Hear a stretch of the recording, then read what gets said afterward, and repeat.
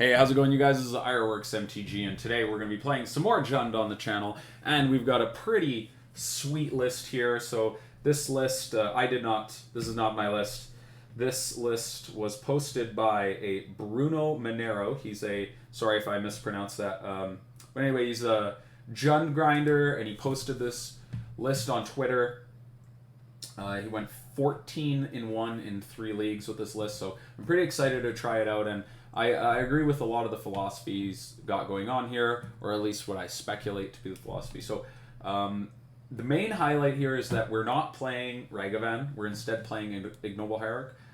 I believe Ragavan overall to be a better card to be playing in Jund, primarily because each turn of the playing Ignoble Hierarch on turn 1 is great, but every subsequent turn after that, it starts to lose a little bit of value. Like a turn 4 Ignoble Hierarch isn't really often going to be great unless the Exalted trigger is relevant.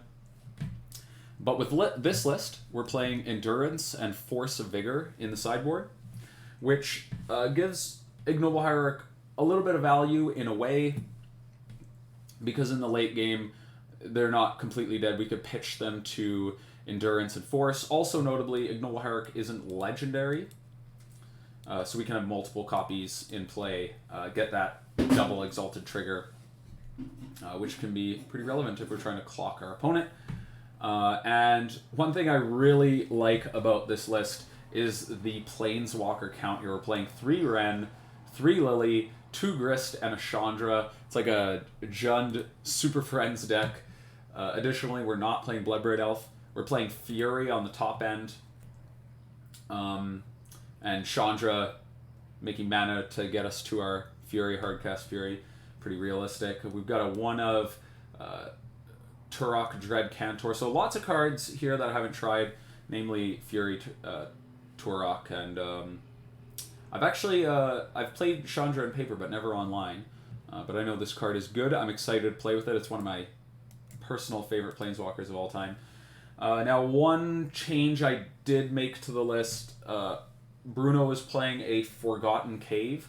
I have decided to instead play this Thoughtseize.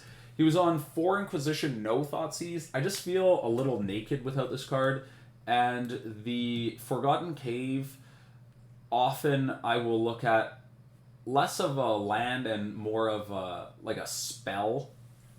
So, a spell that can be reoccurred with Wrenn and Six. And there's definitely a lot of value in that, but as a land, it's pretty poor. It's a basically tapped mountain. So I decided to run with this Thoughtseize. We'll see if we get punished in the league for that. If we do, then perhaps I shouldn't have made that change. But anyway, it is a change I made. And then onto the sideboard, again, we've got a couple Endurance and a couple Force, which we can pitch to this Ignoble Hierarch. And these are very powerful effects at 0 mana, especially against faster decks where this sort of effect is necessary. So Force is obviously great against all the Urza decks, things like Hammer Time. Probably goes a little bit of ways against the Yasmarana, Marduka, Dice, Tina, Coldicard decks, destroying the ovens and and the cookbooks.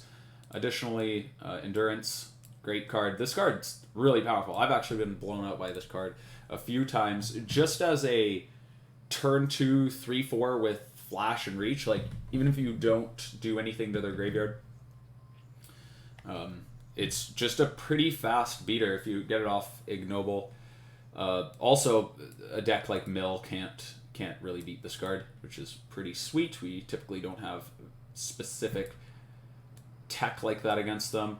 Obsidian Charmaw is a card I've been excited to try out. I think this may be the single best sideboard card, especially on the play that we can play against Tron, which has been popping up a lot more often, because not only does it disrupt their land on the same turn Pillage would, but it's a 4/4, potentially attacking for 5, once again with our Iggy here, and the clock is very important. And another one thing that I'm very skeptical of is these Blood Moons. I'm happy to try them out. We'll see. Maybe we'll blow our opponent out a couple times, but there's a real chance that this Blood Moon could mess us up. But anyway, let's run this list. If you enjoy this content, consider subscribing to the channel. And without further ado, let's get into it. Alrighty, here we are for match 1, game 1, and Looks like we've lost the die roll, so we're going to be on the draw. And our opponent has not revealed a companion.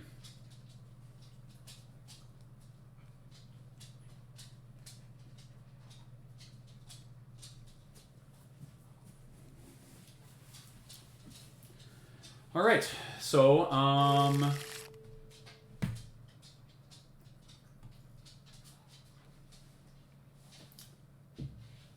our opponent keeps 7. I think this is functional, so we'll keep it. We've got a turn 1 Iggy into a turn 2 Wrenn, and really here to test out Iggy, so we'll see how this goes, but it would be nice to curve out with a 3-drop on turn 2. Top deck Lily would be nice.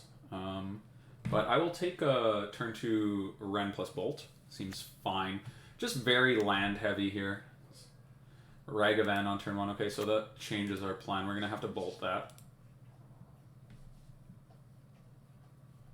And it's a little bit awkward because I want to play around their counter spell, and also I want to play around their counterspell, but this lets them dash if they have a second Ragavan, unfortunately. Can't play around both, so I guess we're doing it this way. Okay, Serum Visions. So we're not going to see a dashed Ragavan here.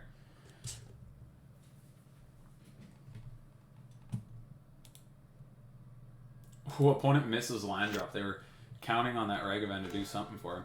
Okay, so here we're just going to jam this Wrenn and Six. Good opportunity to land it. Maybe our opponent forces it, but we got a second one anyway. Cool, cool.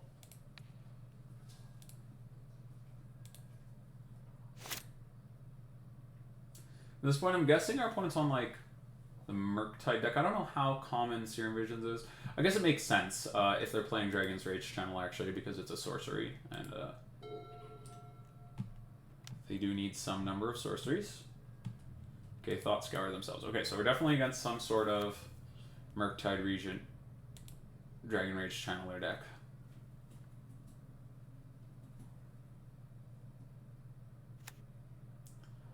Shocks in a Steam Vents. Unholy Heat on our Ragavan, or on our Wrenn and Six. That's okay.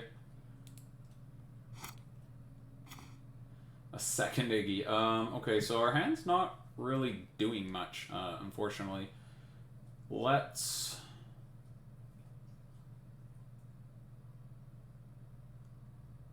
just deciding what land I want to grab. I don't want to deal too much damage to myself. Grabbing the Forest feels really bad in case we, like, hit Kroxa, but I also don't want to get, like, burnt out. One way or another. I guess, I can't grab the Swamp here because we have Iggy. Let's just grab the Blood Crypt, and if we get, like, if we die to some burn spells, it is what it is, right? I definitely want to have a turn here where I cast all my spells. But we need a threat, or, like, maybe a second walker, because we're just not doing much right now, and our opponent has so many cards in hand.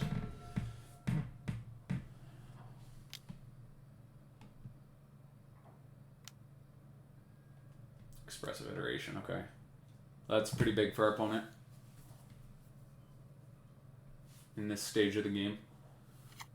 There's a Spire Bluffs Canal, yeah, okay. So yeah, we're not actually looking too hot here.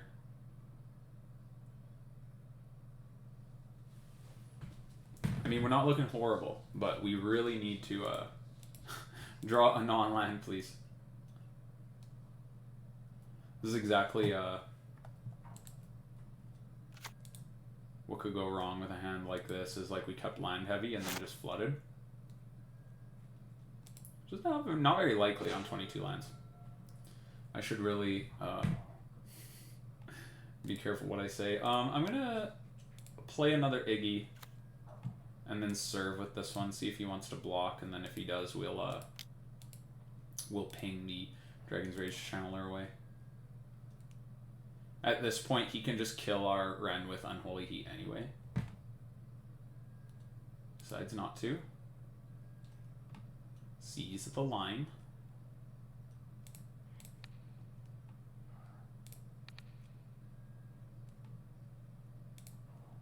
Oh, I should have played... Sorry, I missed it. I should have played the Verdant Catacomb there, which kind of gave him free information. But whatever. Okay, well, skip to end step, I guess. I'm so bummed that we just kind of flooded. This was definitely like a potentially reasonable.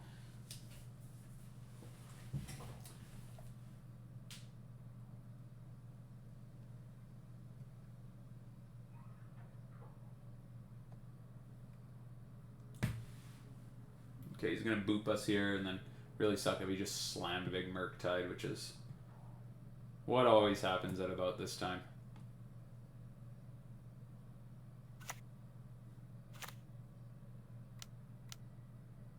Here it comes. Yeah, here it comes. Yep. Yep.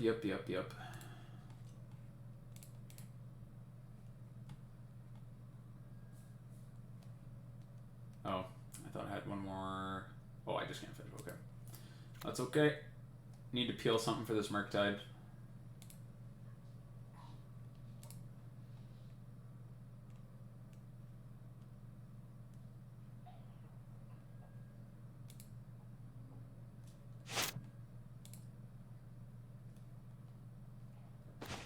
Okay.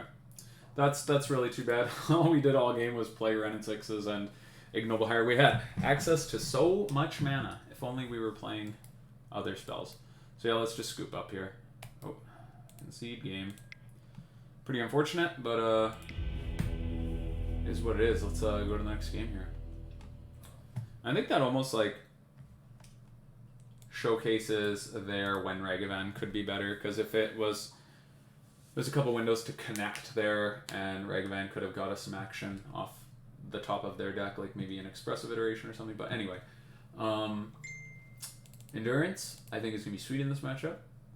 It just blocks Dragon Rage Channeler with Reach and Flash, and it can stifle their progress on the Murktide Regent. I think Nihil Spellbomb's fine. This isn't my sideboard, and these aren't cards I typically play, so I hate... Okay, this is our answer to... See, I'd be so much more excited if this was a Terminate. I don't like the idea of having Assassin's Trophy. I really... That'd be like one thing I'd change right away, especially with Blood Moons. Like, do I really... And Obsidian Charmoz, do I really need this Assassin's Trophy, Bruno? Do I really need this Assassin's Trophy? The Charmoz is actually kind of interesting because it also flies. I'm going to put these cards over here and consider them if I have a bunch to cut. Okay, so I don't mind the one of Thoughtseize because it snaps up the Murktide Regent, which is just kind of the #1 way we lose this matchup. I don't think I want to tap out for Tourach here. Chandra's alright. I think Fury's pretty alright. Lily can eat it again. Important for the Murktide. This goes Murktide. Okay, I think we have plenty of ways to kill stuff. What's bad here? Maybe I don't want Iggy in this matchup. Let's start by trimming one, and trim an Inquisition as well.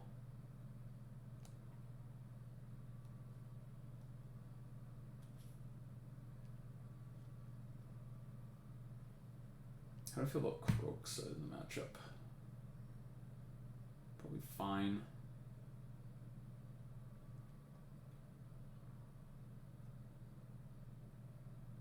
Spiral also seems fine. I gotta cut 2 more cards in 28 seconds. Okay. Let's actually on the draw trim 1 Wrenn and Six, and need 1 more cut. I'll trim a Seasoned Pyromancer. Let's try this. Not particularly methodical. I just like kind of trimmed around the edges, still had access to this and that. I like having the Thoughtseize for the Murktide, but I don't actually think I want it in my opening hand. That being said, this is fine. We definitely need to draw some lands. But I think this is fine. We've got Seasoned Pyromancer to kind of dig a little deeper, and we've got multiple answers to an early Ragavan. So we will keep, and we will lead on a Thoughtseize. So we see Visions, Snapcaster, Aether Gust. Probably just going to take the Snap here. Yeah, this game will probably go long, and it's a threat, so we'll take the Snap. Save our removal for... just feels bad to like use a removal spell on a Snapcaster Mage after it's already gotten value. I'd rather save my Lightning Bolts for Ragavan.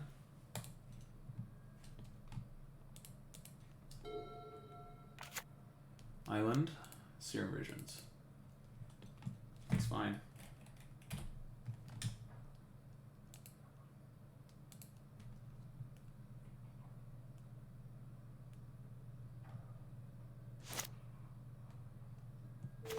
Okay. Stomping Ground, pretty good draw. Does my opponent's deck play Blood Moon?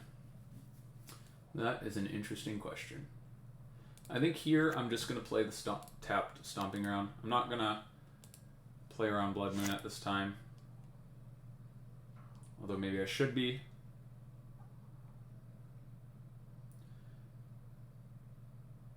So hopefully he gives me a target to bolt, and then on the end step I'll probably flash an Endurance just to slow the Murktide. It's a Misty.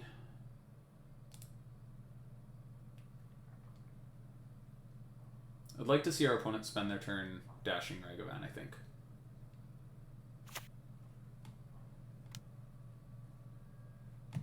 They're going to Thought Scour themselves, sure. And a Serum Visions.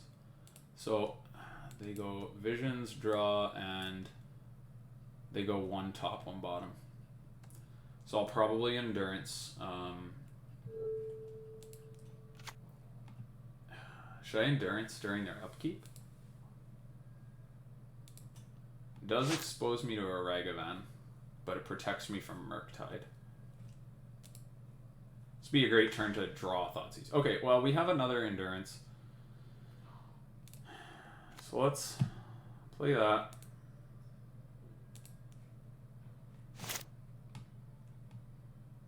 Okay, so with the Bauble trigger on the stack, I guess we'll go for the Endurance.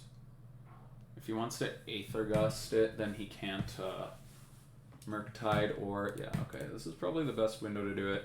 And I don't mind... Let's grab the Forest, because if he does Blood Moon us, we can cast... Yeah... I don't have a Kroxa yet. This could maybe punish us later down the line, but I think I'm willing to grab the Forest for a couple of reasons. It protects our life total, and it kind of plays around...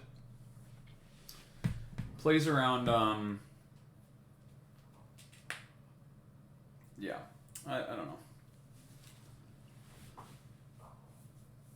I'm sorry, we can't really get punished by Ragavan here. Okay, so he's going to Aether Gust it. I think I'm actually happy to top this and just keep playing on his turn. I don't think 2 Endurance is actually bad. I think I could just keep playing Endurance and then like...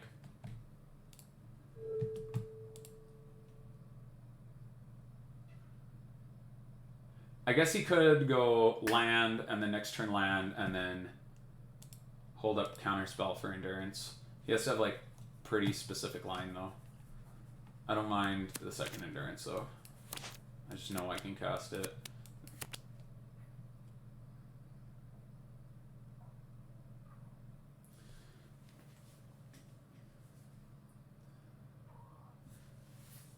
Cooper.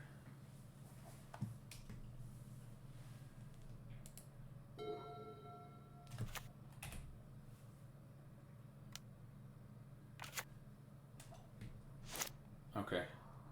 That's a monkey. I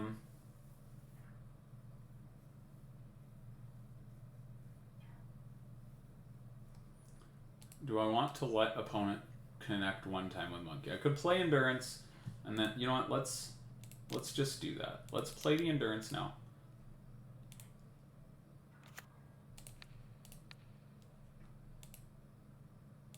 This turns off Unholy Heat, so they would have to, like, double bolt to kill the Endurance, and I really like the idea of holding off Murktide Regent here, especially since we don't have an answer. We can kill the Ragavan next turn with one of our bolts, or we can just hold up Endurance for another turn. Our opponent's gassing the graveyard back up. Okay. This is all fine and good. Another Fiery Eyelet, sure. Land. Land would be perfect. Hits us. So then I can bolt, and that's the wrong land. Oh, no. It's a fine land. We go bolt here.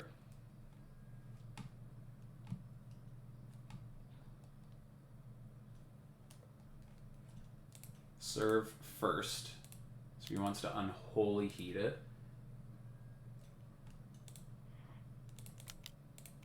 And I'll just Endurance him again. Now I've got a turn two turn clock, and these block Channelers, blocks Ragavan. I think Endurance is actually one of the sweetest cards. Definitely gonna add it to my own build. You've been main phasing them though. It's not how you're supposed to play this card, but just kind of. I think it makes sense for the current board state.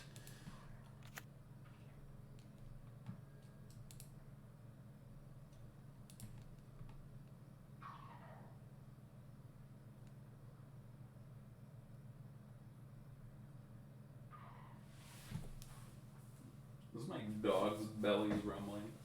Why don't we take a break between matches here?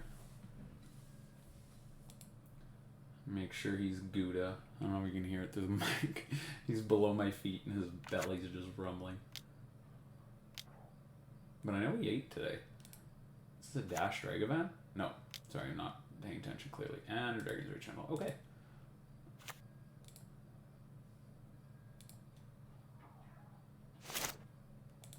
Okay. Bobble Trigger. He's going to draw a card. Draw Cliffs.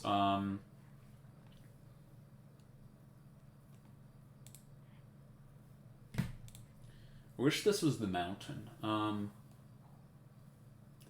I think I'm supposed... Well...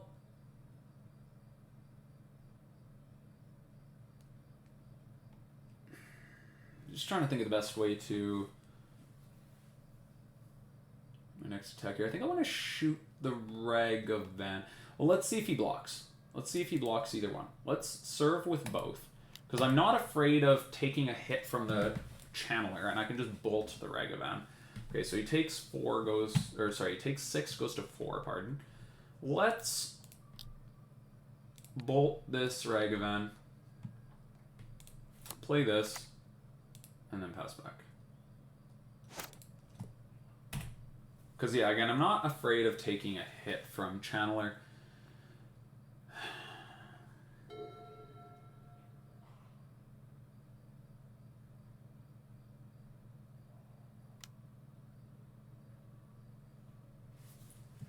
Okay, he bolts the Endurance, so he's got a second removal spell for it.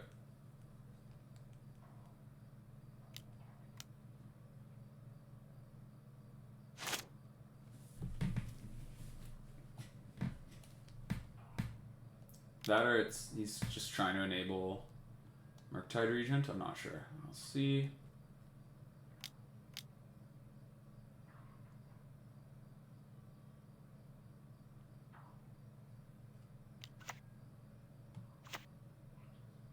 Okay, he's got 5/5.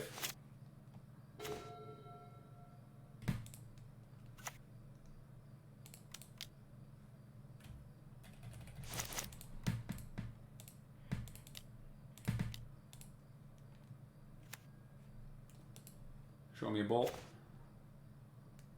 Oh, I guess I messed up by playing that land. We drew Raging Ravine. I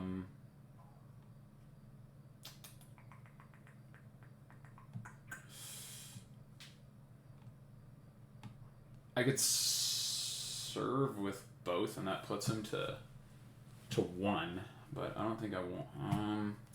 I serve with both, he goes to 1, he blocks endurance. That doesn't seem fantastic. I think I'd rather double block with the endurances. Unholy Heat's not turned on yet. So he's got to be very careful with his Fiery Islet. It would have been nice if we had not ran out the land and cast our, or put our Raging Ravine into play.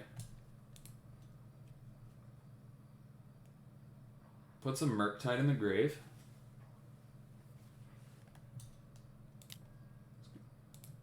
Cast Thought Scour.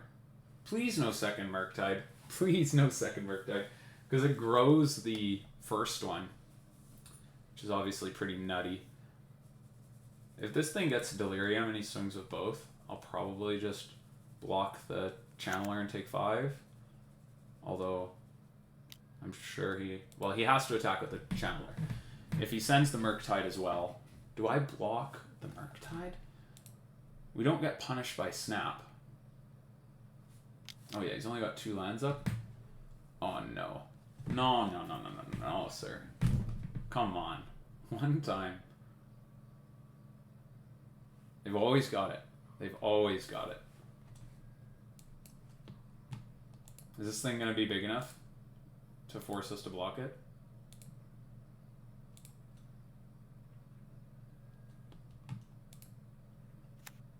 It's a 10-10.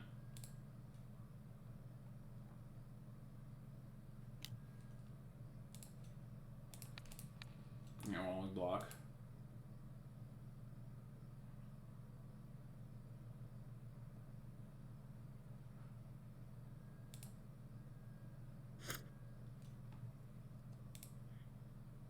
Give me a bolt, please, so I can end this game. Nope. One time.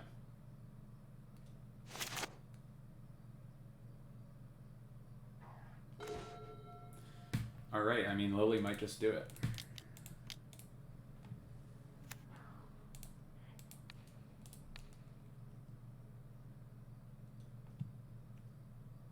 Alright, perfect. Obviously, he doesn't have the bolt, or he would have probably killed our endurance. Anyway. Okay, do I want to change anything? I think I'm fine on what we've got here. How do I feel about Cloth this over something else? Maybe Cloth this over Fury, because it's a little bit more realistic to cast on the draw, like hard cast. Like, let's go Cloth this over Fury.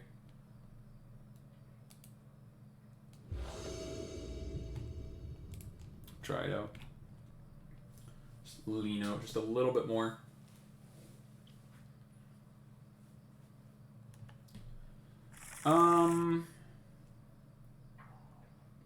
This is fine. I really don't want him to go turn 1 Ragavan, but I don't know. We can Inquisition, then Thoughtseize, then Lily. Seems decent. No Ragavan. Just jam a Channeler. Oh, man. Oh, thank goodness. Alright. Yeah, we pay 2. And then...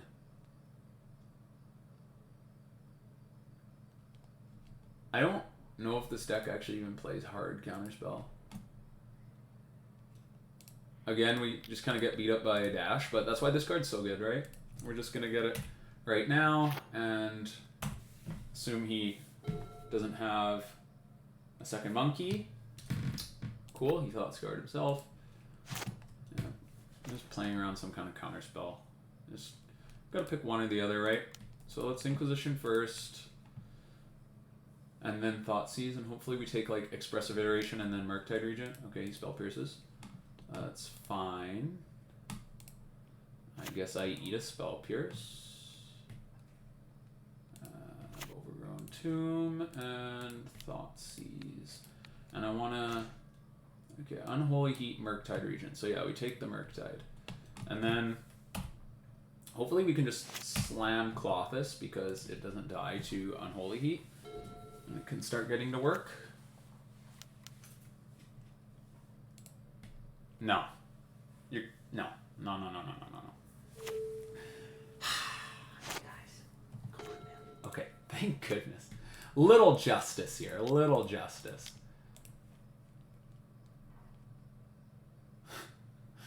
I was so tilted for a minute there.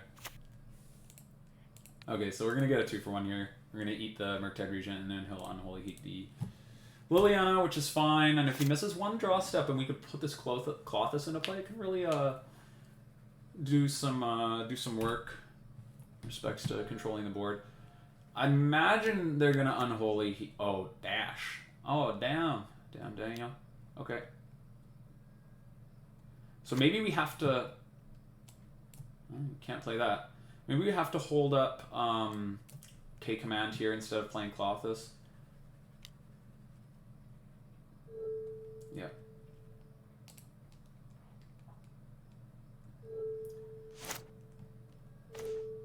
Okay. I think that's the play. I'm going to hold up K-Command here so we can shoot the monkey and probably just make them discard. They've got Fiery Islet, Monkey, Unknown. So always wait for combat.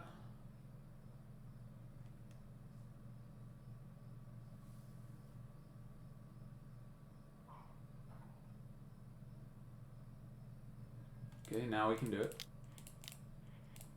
So go...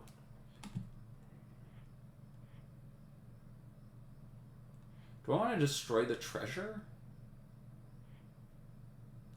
No, let's make him discard.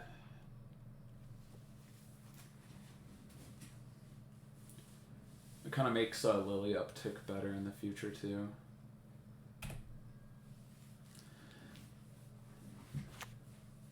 Okay, bobble. I imagine they just bobble us now. I think I play the Klothys. Yeah, so let's just put this Klothys on the table.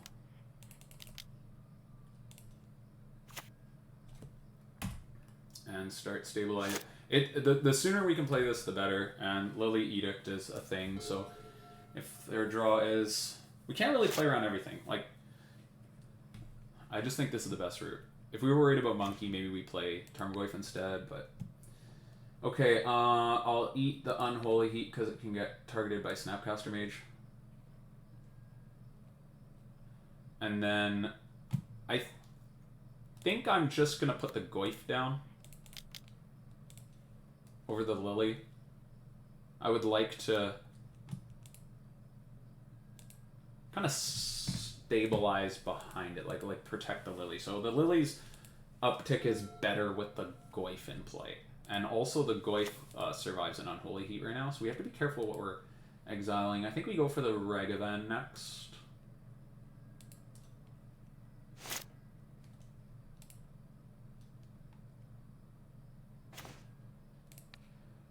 Yeah, let's hit the Ragavan.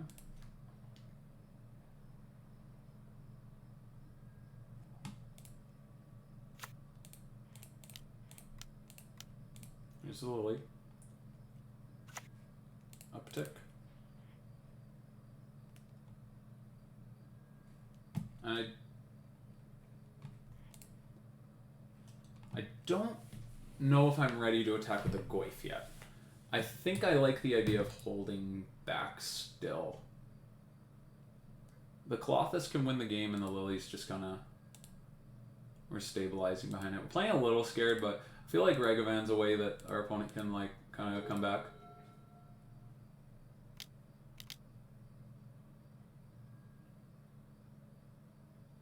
Well, I'm going to be honest, I didn't play around that.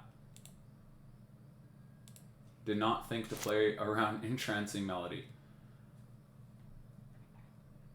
So that's really good. I didn't know that was a card they played. Oh, that's a spicy one of a common tech. But Raging Ravine's not terrible, I guess. Okay, so let's take the Melody. And then Edict killing our Goyf, sadly.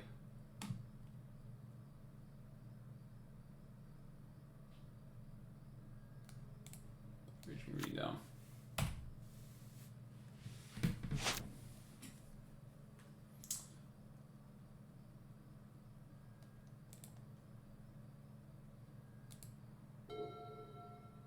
I'd feel really good about drawing an Endurance. Unholy Heat, sure. Lily did a reasonable amount of work there.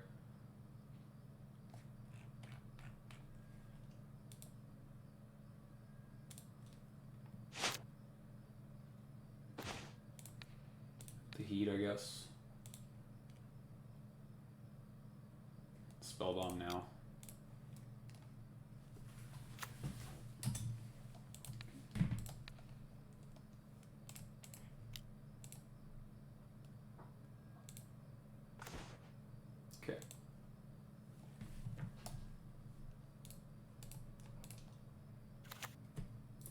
I'll keep the Raging Ravine back just to block a monkey.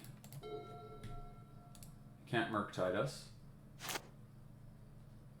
Okay, now that we've got Fatal Push, we can serve with the Ravine.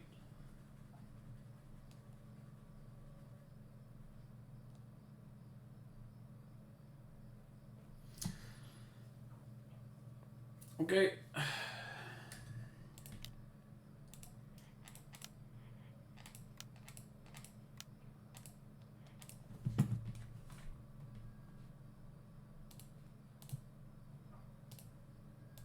Hiya.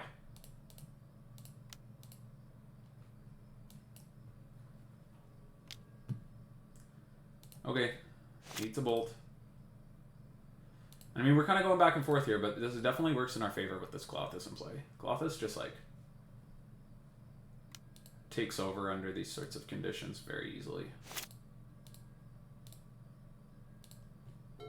And this entire time, I'm just trying to keep in mind, like, really keep in perspective, what do we lose to? It's not a Dragon's Rage Channeler. I feel like I can kind of ignore that for a little bit at least. It's just going to lose the race to this Klothys. That was a good draw. The Thought Scour here. And let's get this Kroxa going. Can we escape it? Yeah, we can. The game's over. Good game, good game, good game. All right, there you have it. Match 1 against, I guess we'll call it Tempo. Is it Tempo? Is it Dragon's Rage Channeler? And stay tuned for the next one. Alright guys, here we are for match 2, game 1. Looks like we're on the draw once again, and pretty interesting hand here. 2 Goyfs, 4 Inquisition, 1 land. So, Yorion, yeah, I mean, as funny as this hand is, we gotta ship it. We mislined it up, we lose the game. This is great. We'll keep this against Yorion. What do I want to bottom? Is it second Wrenn? I got Inquisition into Wrenn. I think that in these matchups, though, the Wrenn resolving is just like so good. I'm torn between the second Wrenn and the Kroxa.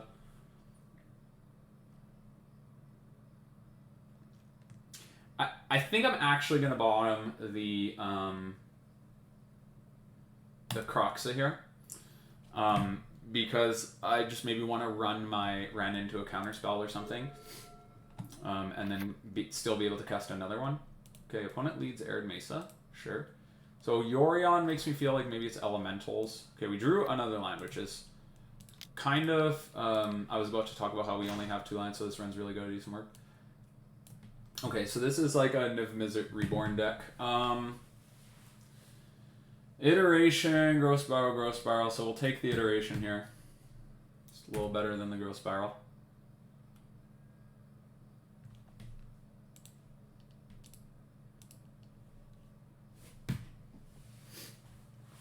These decks can't play as well around Blood Moon anymore, so I'm excited to try out that tech next game. See if it really improves these horrid matchups, which this truly is. This is not a fun, good matchup, you guys. Let's see, Wooded Foothills. Ooh, Grist. I think this is the kind of draw we want, just like a bunch of Planeswalkers. It's probably fine. We do need a clock also, though. But Planeswalker Ultimates are definitely a win con. I'm going to go... We're Jund Super Friends, right? We go turn 1 Inquisition you, turn 2, 3, 4 Planeswalkers.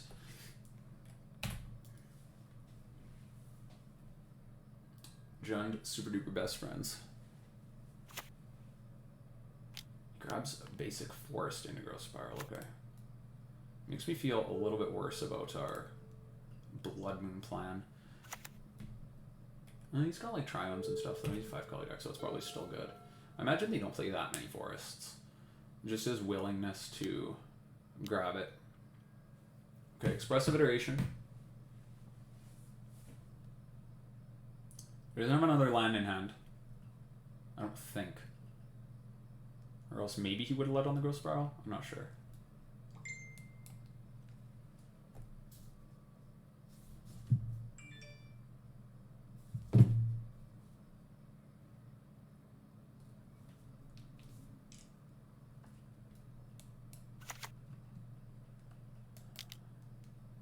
Okay. And a Ghost Spiral. Okay. And hits land. So we know he's got Niv-Mizzet next turn, which is pretty big game. But we've got Grist to kill the Niv-Mizzet. It's not totally hopeless. Okay. Okay, so opponent doing some pretty serious stuff over there.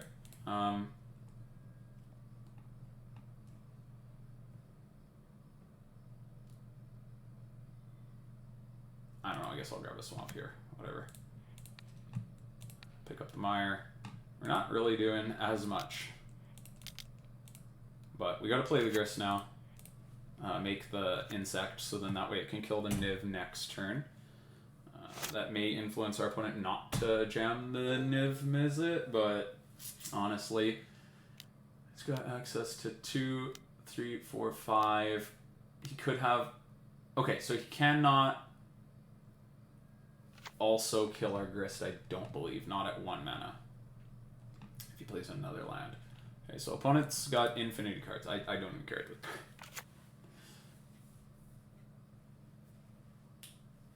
So he could go crack, fetch, grab a white source, prismatic ending the insect.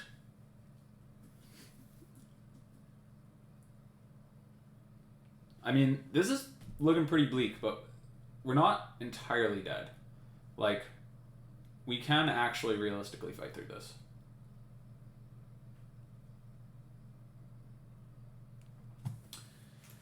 Like, we could just plus the Chandra a bunch and get to ulti.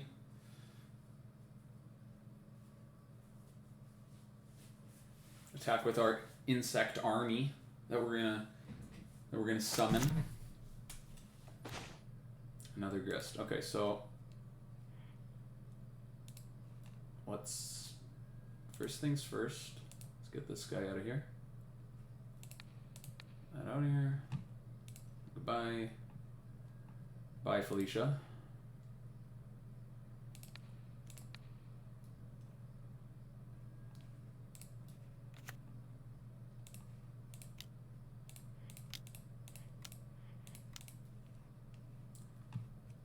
Super Friends, assemble. I guess we're not casting Lightning Bolt.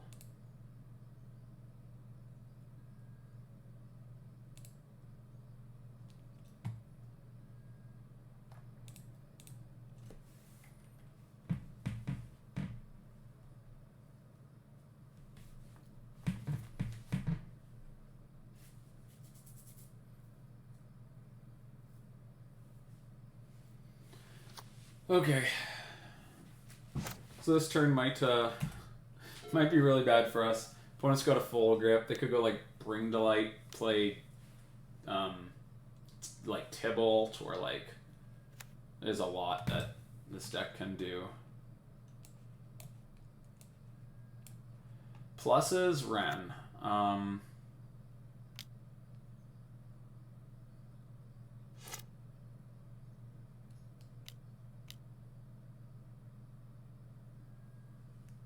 Helix on Grist. Okay, so far I'm fine with all of this. We have a second Grist. Vindicate. But that's my stuff. You're killing my stuff, sir. Those are my things. Those are my belongings that you're...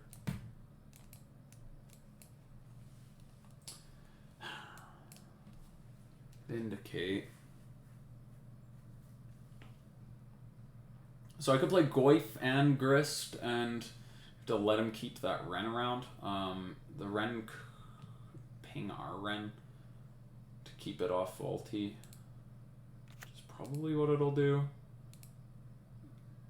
I don't have a card to flash back over and over yet, so I don't think I'm interested in yeah,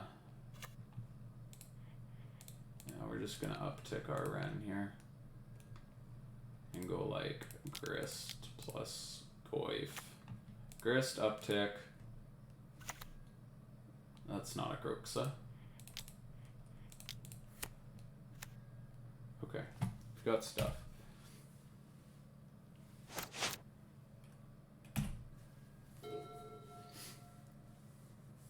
So next turn I could kill the Wrenn if I would like and ulti my Wrenn and play another Wrenn. If we ever find like a lightning bolt or something. Okay, this looks like a Bring to Light. Maybe it's just another Niv-Mizzet.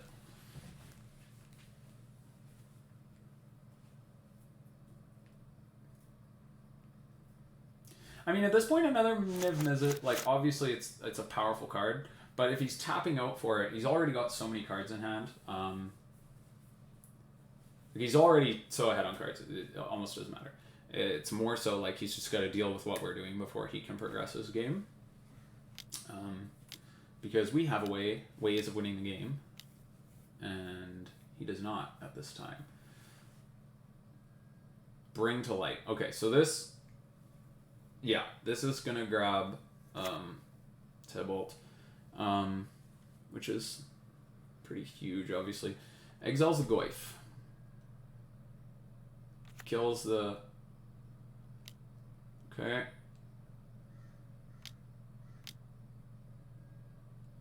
Oh, he's got everything. They've always got everything. This deck. That's why this is you know, that's why this is a horde matchup though, right? It just is what it is. It's just a really bad matchup.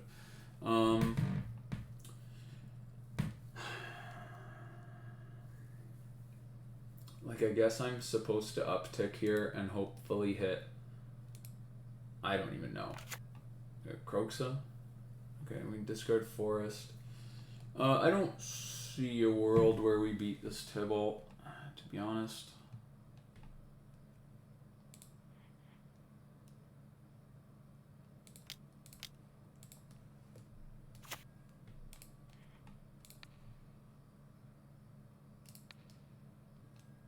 Like, sure. This game's probably over.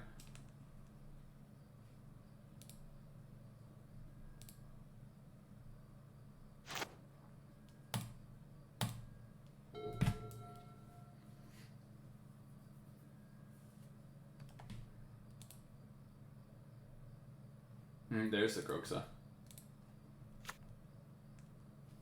So they can't really cast the Kroxa because it just goes into our graveyard.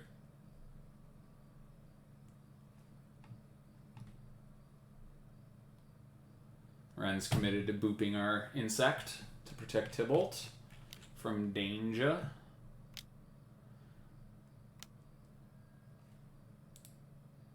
Sure. So many cards. Wow.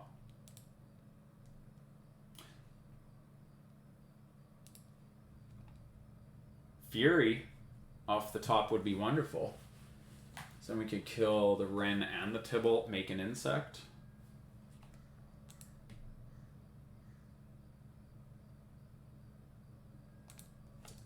Fury.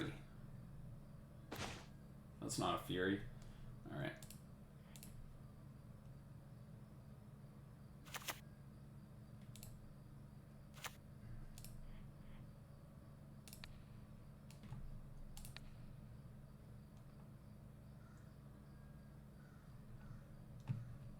Alright. See if he wants to down tick his Wrenn to kill our Wrenn or the insect. He could bounce the insect with the Teferi. What's an exile? Okay, that's good enough for me. Alrighty. So yeah, that's usually how that matchup goes. Like, we were doing stuff. They just, all their top decks are like insane, right? Like, everything draws a card, everything generates value. So I'm excited to try the Blood Moon Cheese Factor as a win condition. Okay, fine. I guess you live there, Blood Moon. That's fine. What are my least valuable cards? Fatal Push. Obviously not very good. Abrupt Decay is... We'll trim one for now. I could see us cutting both. Good cards. Good cards. Assassin's Trophy is a maybe, because it does deal with his stuff. But also it provides a resource, which I don't like. Charmer does nothing. Collective Brutality doesn't really do anything. I don't think Force of Vigor is good. I don't think Endurance is good. Maybe Clothis? Either Clothis or Assassin's Trophy. I feel like you'd have trouble removing Clothis. I'm gonna go with the Clothis here. We got Moon, and the Clothis also notably gives us access to the green mana under our Blood Moon. We should also consider trimming some black cards if our plan is to Blood Moon. No, it doesn't matter. We'll just get there eventually if the circumstance is Blood Moon. I don't mind one Decay also. It could kill Teferi, but also it can kill like a Utopia Sprawl type effect, which could be quite relevant. Fury is pretty okay. It hits Planeswalkers and is a fast clock, which we may need.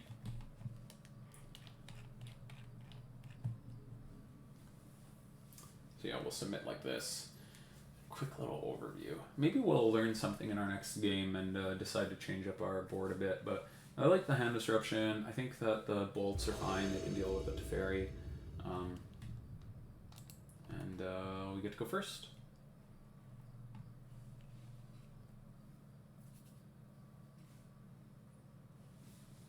Flip the light on here so y'all can see my pretty face. Okay.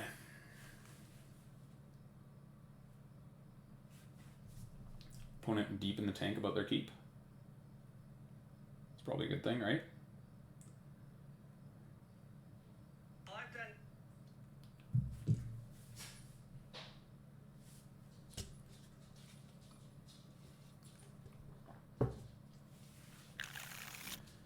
Okay, we got the cheese, but we don't have basics. I'll keep this on the back of Grist though, and Blood Moon.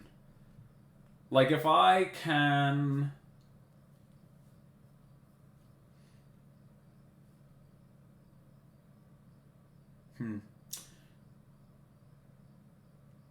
Yeah, I think this is fine. In like a very worst case scenario, we could pitch the Blood Moon to this Fury. But we've got Inquisition and a little bit of action. Opponent mulls to 5. Very nice.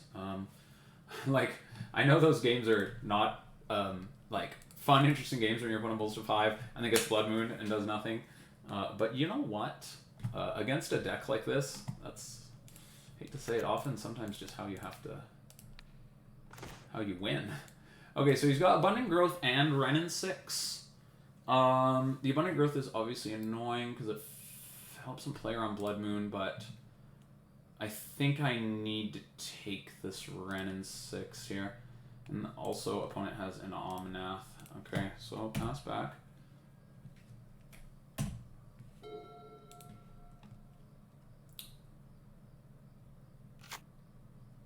So they're gonna have to search for non-basic. Does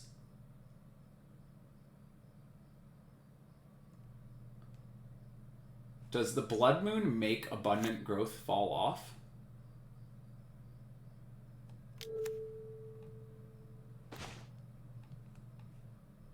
It's interesting.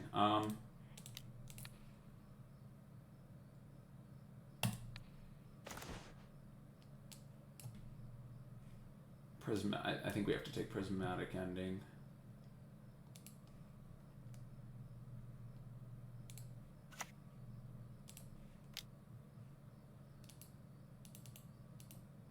Okay, so we're gonna have to resolve Grist before Blood Moon, so then that way we like have a thing that we're doing. Otherwise, the Blood Moon could just screw us, where we get locked out. Ooh, but we have a Seasoned Pyromancer now. Pretty interesting. I think I'm not gonna get greedy here. I am gonna play the Grist first, although it is tempting to just Blood Moon the opponent here. Okay, Decay. I'm fine with that going away.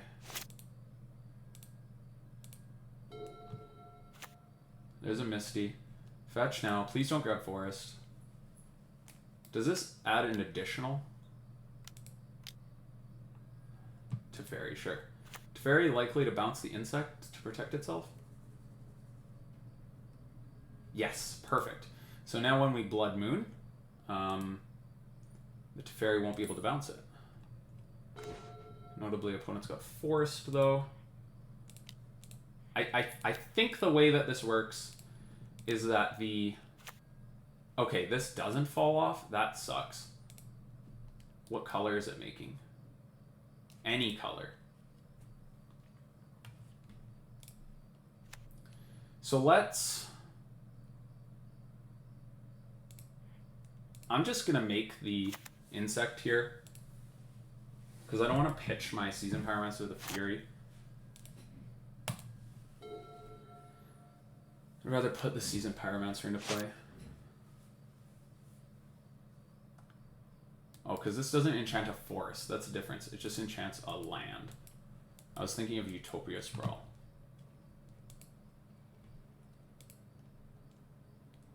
Oh my god.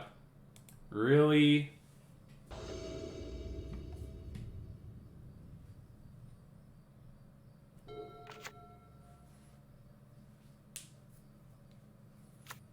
Okay, we're back. MTGO crashed.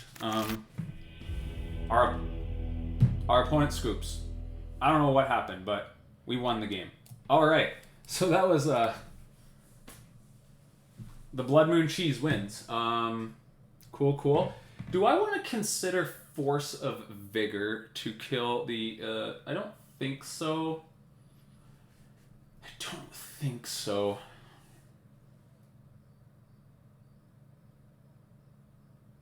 Yeah, no. I'm not sure that I change anything. Maybe I want to consider the other Decay over, like, a Kroxa because of the... You know what? Maybe I cut the Tourach on the draw, and we'll bring in this Decay. I could see Decay being pretty bad, but I can also see Tourach being pretty bad. Like, just, like, being a little late to the party on the kicker, and just a 2-1 is kind of shit.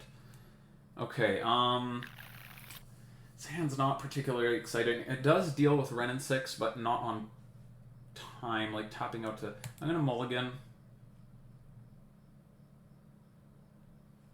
I also don't really know about this one.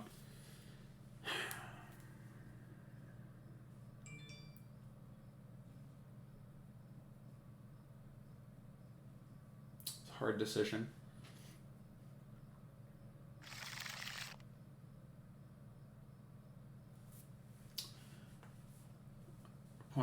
mulls to 6. We mull to 6.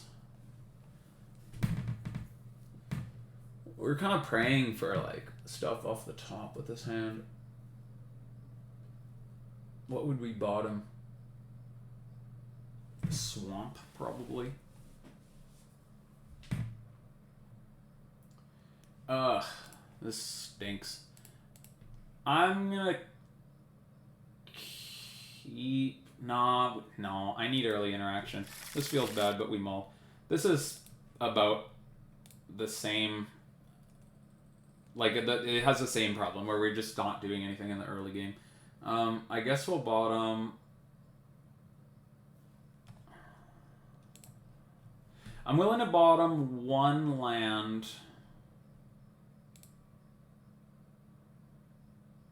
and a Lily, I guess. We need to hit... It makes... So if we do it this way, it makes it so any of our draws are pretty decent, except for like our other 3 drops. Yeah, so we hit a land, and that's fine.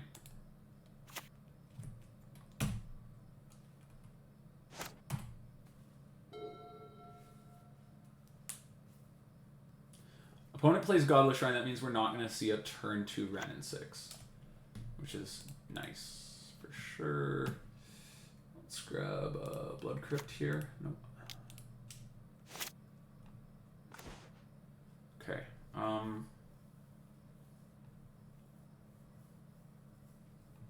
want another red source, so I guess I'll well, let's jam this Overgrown Tomb first in case we draw Blood Moon off the top. Then we know to grab Swamp with the Catacomb. Blood Moon off the top would be pretty slick. Pretty slick. Although he is representing like Assassin's Trophy or Abrupt Decay or whatever, but I'd still jam it. No Moony boy. Here, now we'll just fix up our mana so we can cast our spells. And I think I want to jam. If I jam the Klothys, I can eat the land and double spell next turn. So we'll do that.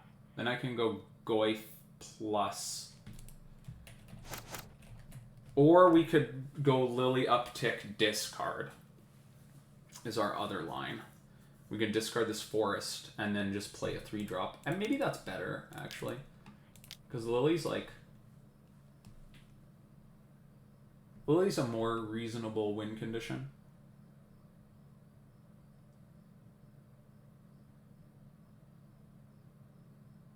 I mean, with like the lack of graveyard stuff. Yeah, so I could have gone...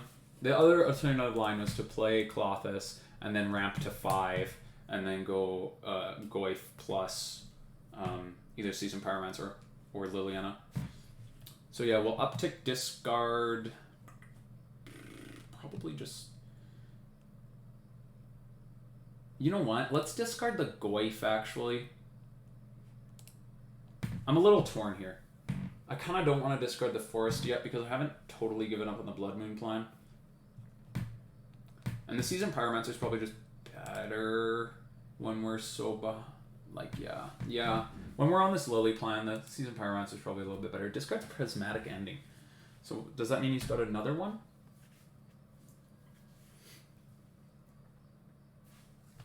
Oh. Okay.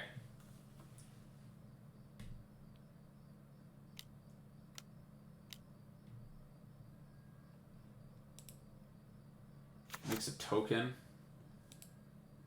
Exiles our grave, sure. I think I don't care about this token too much. That wasn't the worst guile for me. Yeah, it keeps Lily from hitting ulti. It keeps her in check, but you know what? We, let's just keep presenting threats for the opponent. And just kind of hoping for the best. Ugh, that sucks. Alright, well, Lily's dealt with, sadly. Here I'll go Klothys. And then I'll... Not sure if I want to spend my lightning bolt before my turn.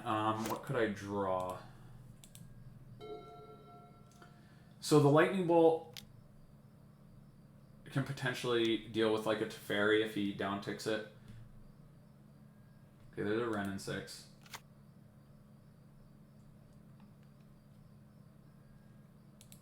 It's gonna eat the land. Will we play the land grab forest, I would imagine? It's gonna wait. Playing around the cloth is smart. Smart. Smart.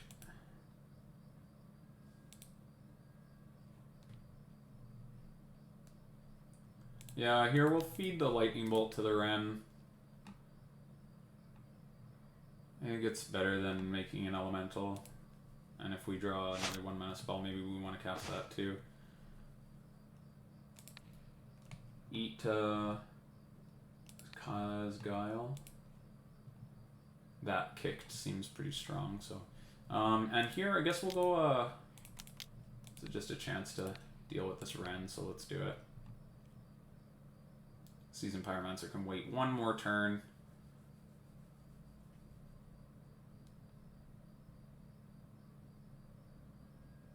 Okay. Veil of Summer would have sucked there. But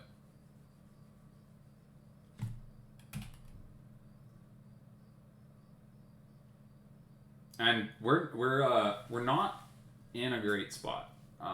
Only because we're not really applying a fast enough clock, and at any time our opponent could just like top deck some insane nonsense. So I would have felt really good about this game if in the last couple turns we just drew that gosh darn Blood Moon.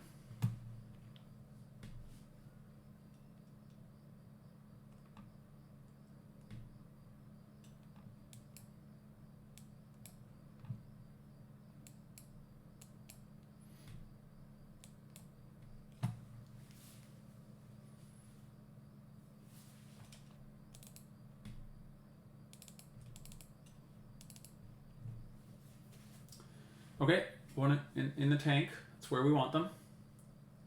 Well, maybe not. That could mean they're deciding whether or not... Okay, either they're like... Their draw was really bad, or it was insane. Because maybe... Oh, here it is. Here it is, yeah. So they're deciding... That means that they have, like... They have two big things. Yeah, so there's a Bring to Light. It's just... Obviously really annoying. It's going to grab Niv Mizzet. Or it could also mean they were deciding between Niv and... Niv and... Okay. So here's our opponent's hand. Obviously pretty damn stacked, huh?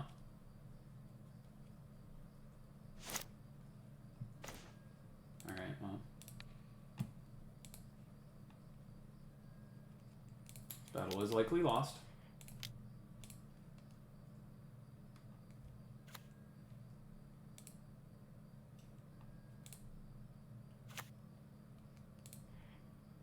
Okay. I think I'm not supposed to play Ignoble because he could K-Command. Well, he's not going to Supreme Verdict us, obviously. But he could K-Command us and... make us discard, which would be a pretty big bummer. So let's hold on to the Iggy here because the Grist can answer the Niv.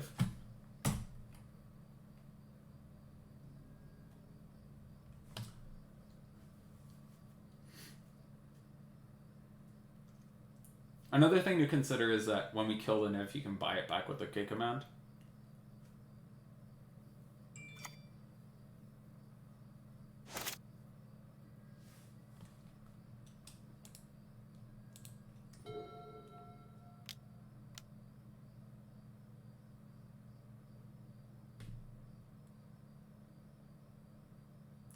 So I guess like a good draw would be an Inquisition. So we can nab the K command before we downtick the Grist.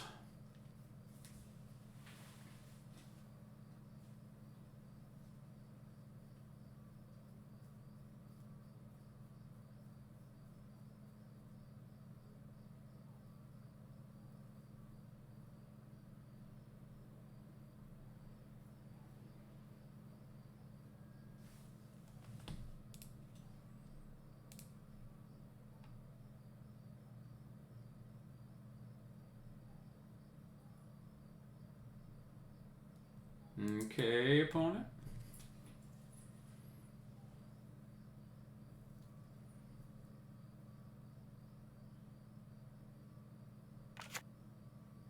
Plays a Misty. It's probably Wrenn. Pick up your land. You got it.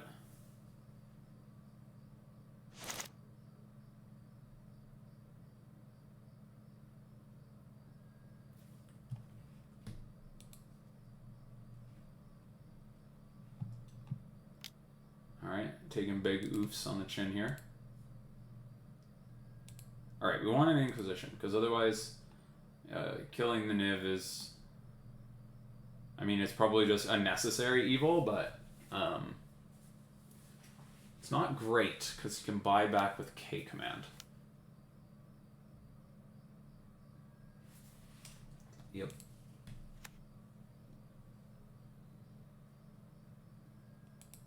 Yep.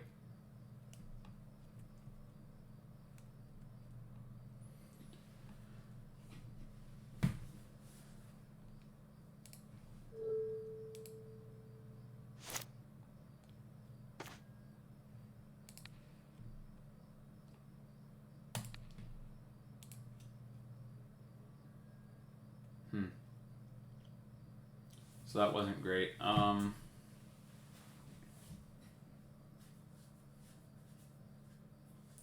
Yeah, like, so he can't K command during our turn. He'll have to K command during his turn. He'll probably K command in response to the Clothless trigger. So something to keep in mind there. Yeah, let's Grist here. Whoops. Wrong colors of mana. Black. Grist. Here I'll sacrifice my elemental, kill Niv, and then I'll play Ignoble and attack Seasoned Pyromancer. You know what? If I was gonna do this, if I was gonna play all these cards, I missequenced, because I should have given the opponent the opportunity to K command the Seasoned Pyromancer while it was attacking the Wrenn and Six. And maybe they would have, maybe they wouldn't have, but maybe they would have. Like, obviously it would have been a bit of a mistake on their part, but and they have Supreme, yeah. But had we sequenced a little differently, there may have been a world where they went like K command, kill your Seasoned Pyromancer, make you discard your last card, ha ha ha, and then like that's a play that we don't care about at all, because we discard the Kroxa, we play our Grist, we sack the token, kill the Niv, is it? But it looks like none of this matters, because he's just got like another big spell to cast. So, but in any case, that's probably still the correct line. Okay, another Niv. That's less than ideal.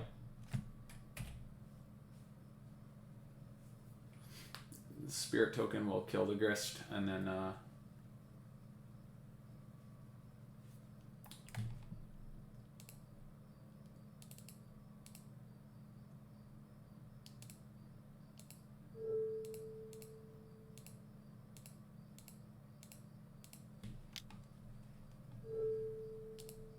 we also know about a Supreme Verdict.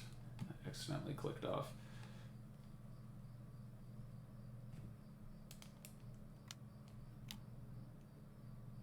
Opponent has infinite cards. Let's get that out of my face. This game's probably over anyway. Is this another...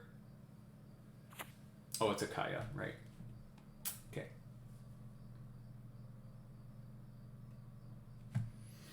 So we're on a 2-turn clock, the way things stand.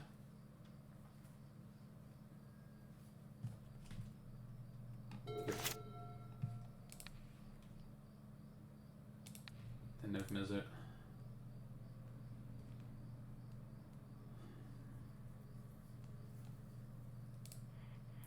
I mean, I guess we just play out our spells here.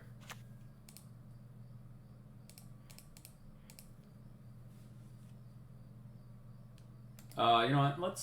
Let's just scoop it up. Opponent's got 7 cards. They've got active Planeswalker. I can't attack this turn. The game's over. So, yeah, that's the way that went. The game that we drew Blood Moon, we were able to win.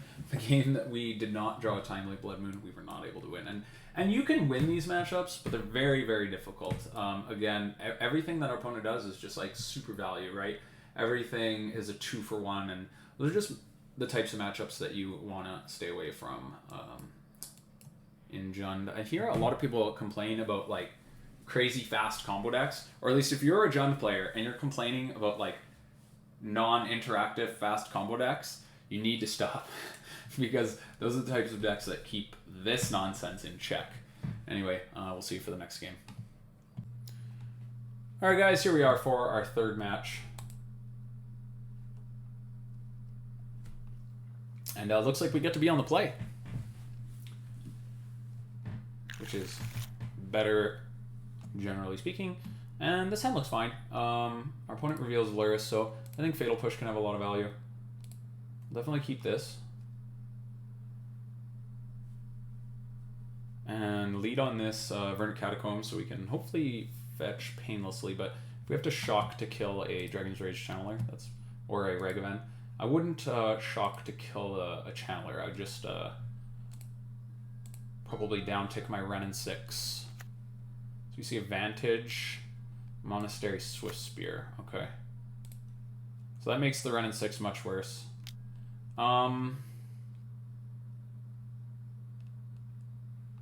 Yeah, I mean, we just take 1 here. Fetch. I could grab a Stomping Ground and then yeah, we'll grab the Stomping Ground, and then we can like hold up, push, and play an Overgrown Tomb tapped. Ooh, Tourach. That's a card we haven't got to cast yet. We could also jam this Wrenn, but again, I just don't see a lot of value in it yet, so let's just play this tapped. Oh, what am I talking about? This doesn't make black mana. What a punt. We were supposed to play the Swamp. Guys, oh my god. Oh my god. I'm so sorry. Alright, I mean, generally speaking, not to excuse myself over it, but generally speaking, the Burn game 1 is pretty rough. But it's extra rough if you don't sequence properly. Because we could have just pushed this thing right now. That's okay though. We'll make up for this turn. Grist. Okay. That gives us a little bit more to think about. I don't think I want to tap out for Grist yet. I think I'll just play the Swamp and the Wrenn.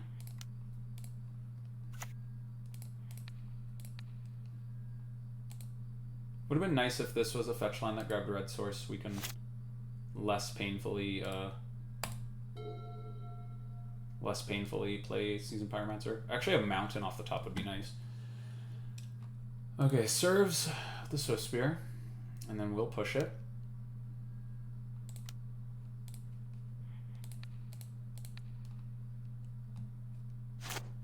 Okay. Puts Lurrus in hand, okay.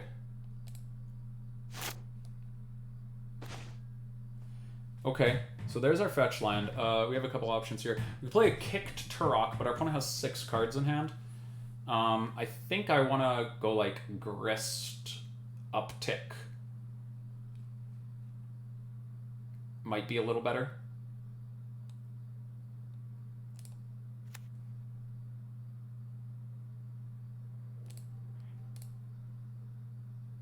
Grist uptick might be a little better.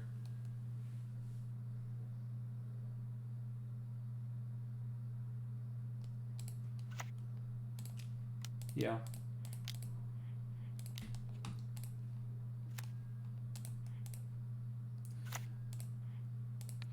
That way our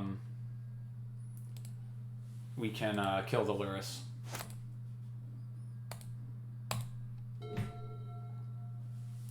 We don't have life gain, and he's got so many cards in his hand that we're very likely to lose this game. Searing Blaze is pretty much... yeah, that was a strong play from the opponent. Tourach discards at random. Okay, cool. So now I'm a lot more happy to play. Let's play this Bloodstained Mire. We'll pick up the Verdant Catacombs. We'll hold up the Mire in case we have to bolt something. And then let's just play a kick Tourach here. And maybe this just, like, completely annihilates our opponent. I would like to see that Lurrus gone. We don't hit the Lurrus. We hit a couple lands, which is not ideal. Unless that's just kind of what all of our opponent has, but... Anyway, we've got a 4-3. We got to start winning the game, though. That Tarmogoyf would have been a okay draw. Because we don't have ways to gain life in the main, so really we just have to clock. I don't think that it's going to make a difference if we go down to 8 short of like double Boros Charm. But we're fetching for Mountain anyway, so I don't really see a point in cracking this unless he's demanding some sort of answer. Okay, so there's a Lurrus, there's a land, there's a Swift Spear. So here I'll fetch 8.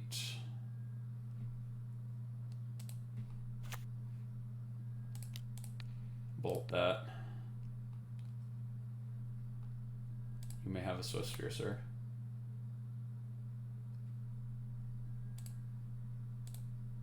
I didn't consider a bunch of bauble triggers, but I don't think he's serving with that anyway. I guess if our opponent had double bauble, we could have got punished. I wasn't... Usually these decks don't play bauble, but... Regardless. That's what we see here. So let's sacrifice the insect to get the Swift Spear. And then I can go Seasoned Pyromancer.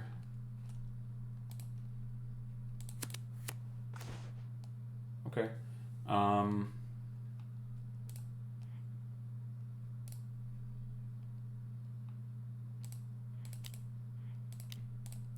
Okay, Kroxa is definitely a way that we can win this game. Because we can hit a burn spell. Oh, okay.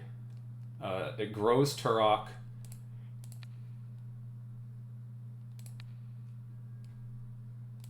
We've got lightning bolts in hand. We've got a blocker. We can actually realistically just turn the corner on our opponent if they miss enough. They could have a burn spell in hand, so I'm going to put us at a virtual 2. Oh, they draw for turn. I guess they could just like bolt us. We die. I'm putting us at a virtual 2 at this point.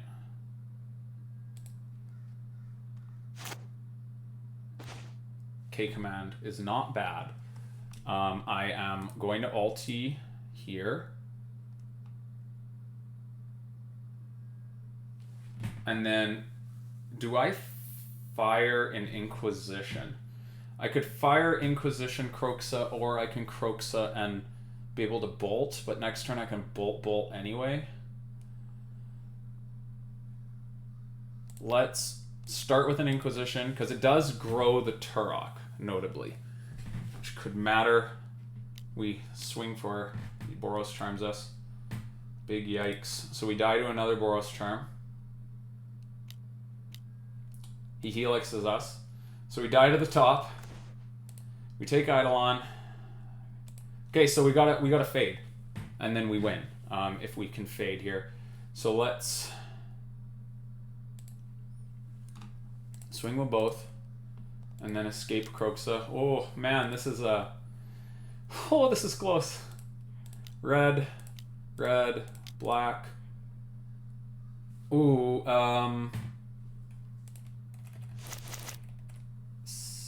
we don't cast Kroxa. We're gonna K command him because it plays around.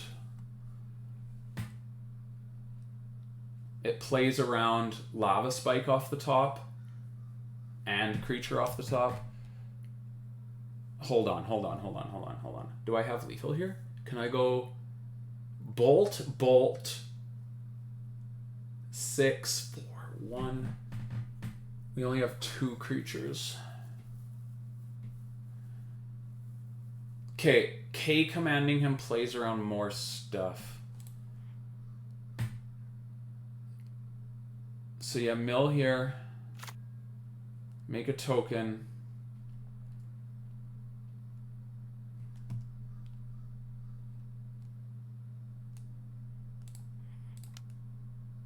Play the Iggy. And then K command him during his draw step. If he's got like instant speed, keep, he may draw.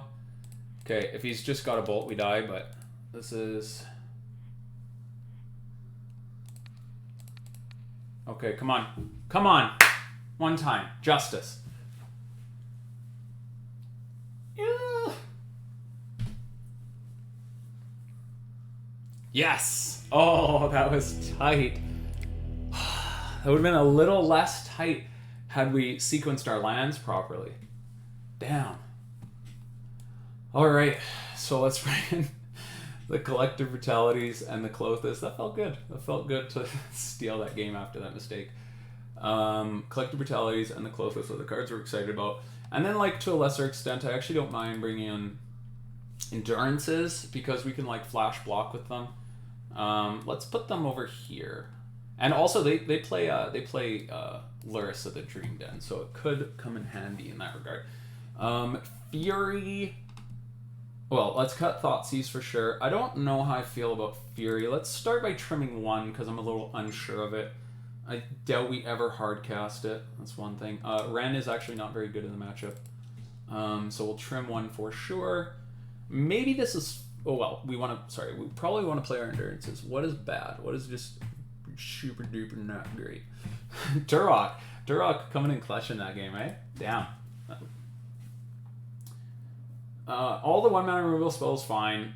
Iggy on the draw is probably not very good. But it gets us to our top end.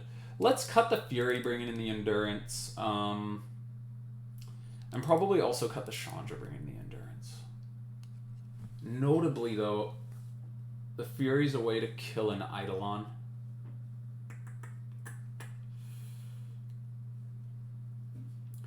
You'll have to pardon me. This isn't my... It makes a big difference when you're playing somebody else's deck list. Let's actually trim a Grist. Seems really bad on the draw. And we'll try 1 Fury.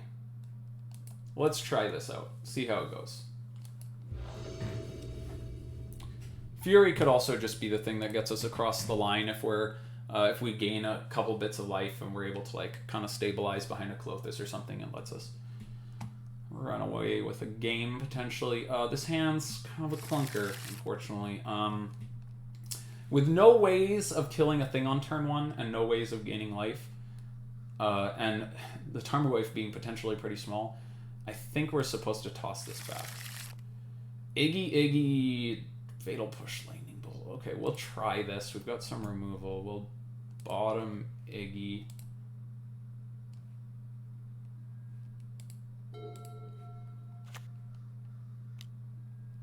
Okay, turn 1 Swiftspear.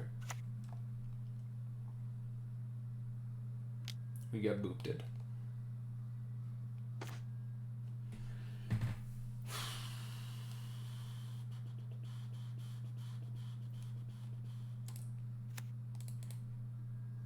Grab Forest here. Play Iggy. I don't mind them bolting it or something. Searing Blaze would be a disaster.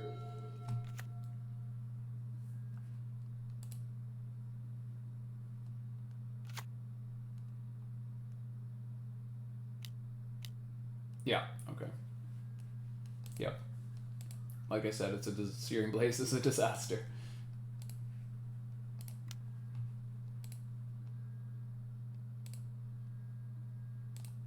Okay.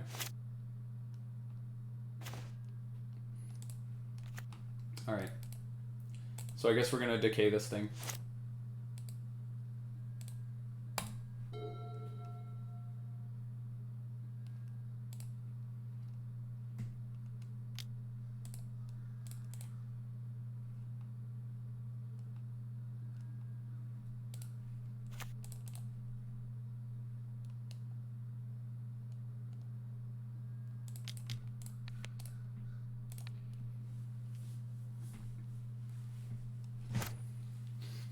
Clothis off the top would be nice.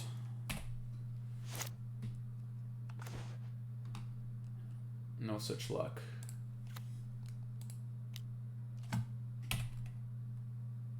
So here I see us getting like Skull Cracked or Boros Charmed. Helix, sure. 2 mana burn spell either way. Yeah, Clothis that exact turn would have been sweet.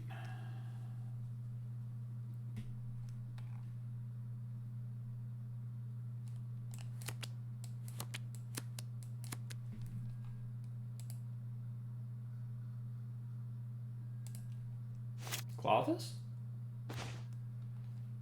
Inquisition seems not like the worst thing ever. I'm actually going to cast it now.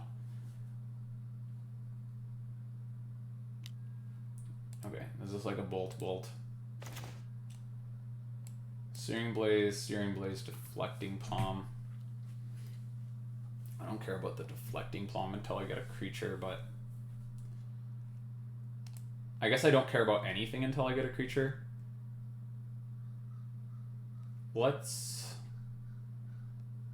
The Deflecting Palm represents more damage, but the Searing Blaze can get rid of one of it. I guess we take the Palm. Their hand's like not very good.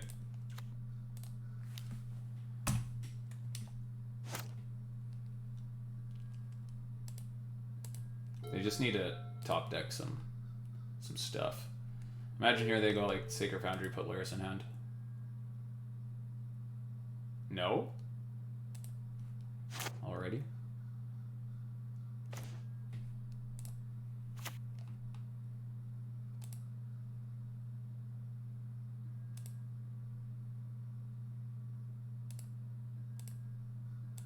One does nothing on our end step. Swift Spear.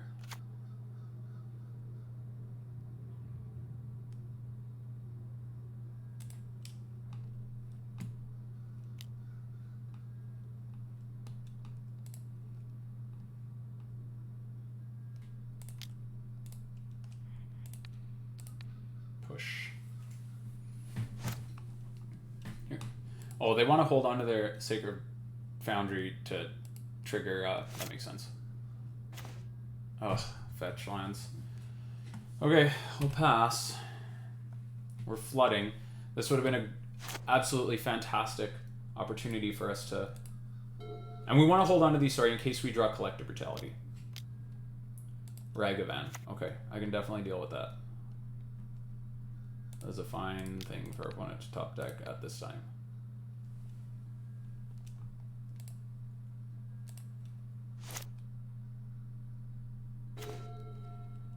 Goyf. So awkward. I'm gonna hold up here. I'm gonna wait for, we need to like draw like a piece of hand disruption before we can really put the Goyf into play. Dragon's Rage Channeler. Okay, opponent's playing like a, I think this is the aspiringspike list. Okay.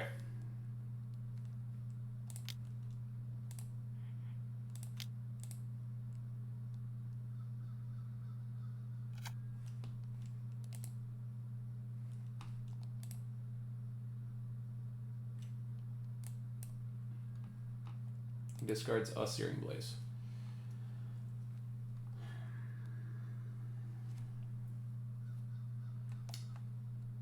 So we know of Sacred Foundry unknown.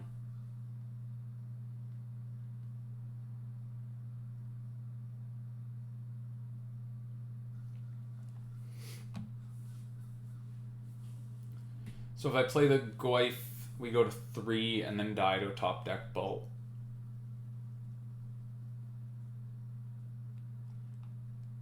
Or Dragon's Rage Channeler turning on Delirium. I'm just gonna do it. We just need to do something.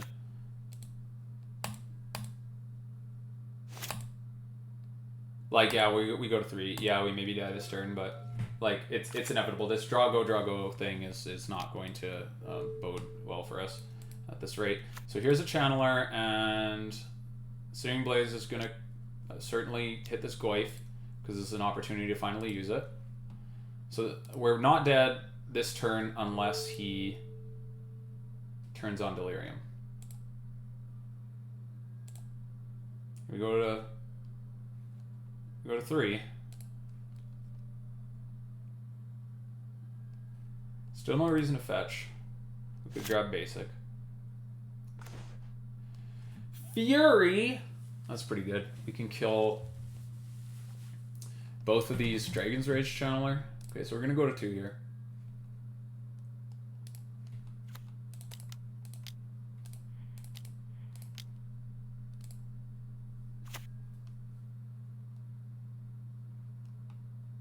What?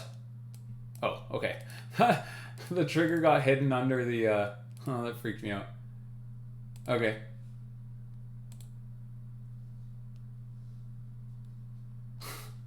That scared me. I was like, what happened? What happened? I don't know what our opponent's got in hand, but basically we could just die any turn now.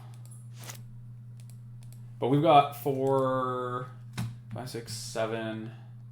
with Kroxa potentially a 2-turn clock. So it is possible our opponent just like whiffs a bunch or like hits like creatures that are forced to block. Does he have a bauble? He doesn't have a bauble. So putting Lurrus in hand this turn, he doesn't have a bolt, or he would just shoot it at us. Unless he's slow rolling us, which would be mean. Okay, he puts Lurrus in hand. So he could grab Monastery, Swiftspear, Ragavan, a number of those cards. Oh, deck not being kind to us. So we just gotta try to get him dead. Oh, wait. Just in case we shrink Goyf. Okay, swing with both.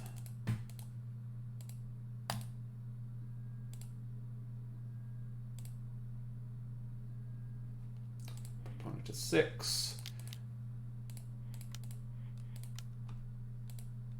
Kroxa.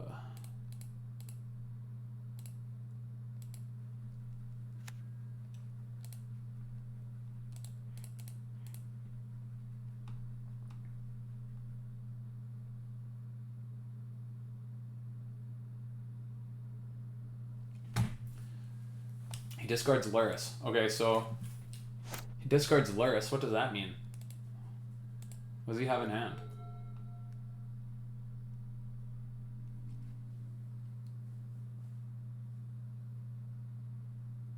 Did we win to opponent having really bad luck? Okay, bauble. Okay, so he is looking for a thing to cast at instant speed on our turn. I imagine he has creatures, or is his hand just like literally all lands? What would be the reason to not run out of land here? Like, are we getting slow rolled right now?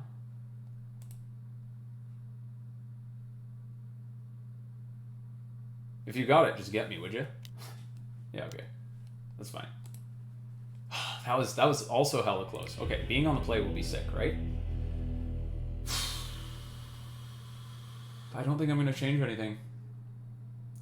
I see a little bit more value now in these Wrenn and Six, now that we see the Dragon's Rage Channeler and the Ragavans. Yeah, I think that this is fine, and I think this is actually maybe even a little bit better on the play. I mean, it's always better to play by this particular sideboarding.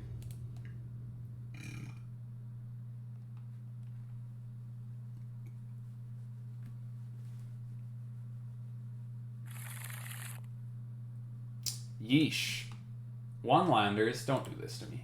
Don't do this to me. Okay. Okay. Alright, so we'll keep this. We'll bottom, I guess, this forest. And then we go shock ourselves, Inquisition. We see Ragavan, Swiftspear, lots of creatures. Ragavan, Swiftspear. Lightning Helix, Lightning Bolt.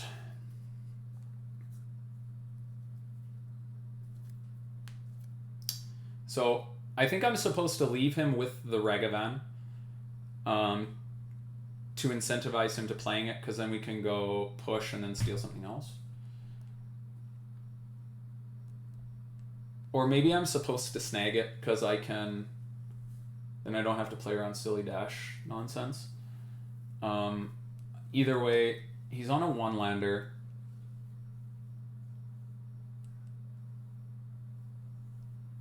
We'll snag the Ragavan. Let's snag it. It's a good card. It's considering letting him play it and then pushing it and etc, but we're just overthinking. Let's just, when we're that unsure, just take the best card in their hand, right? Swift Spear is going to do 1. Hopefully they miss a land drop and we can just like get them real good here. Land. Not exactly the land we were looking for.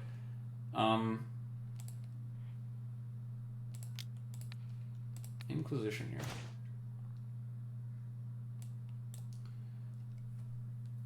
Eidolon. Swift Spear bolts.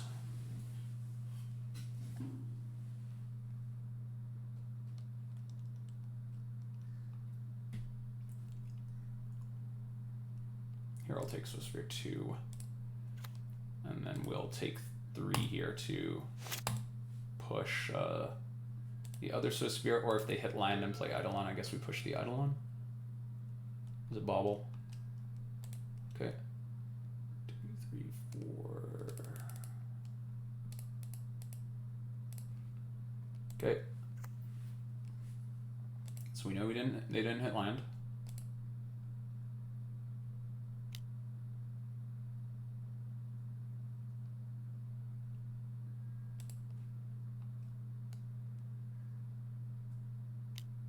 Yeah.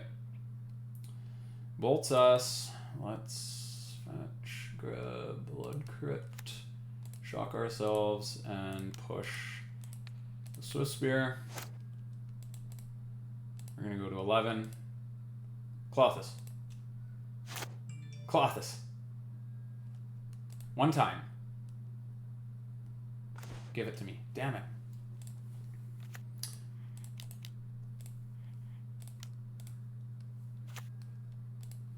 Sideboard cards? Sideboard cards? Where's all my sideboard cards? Come on.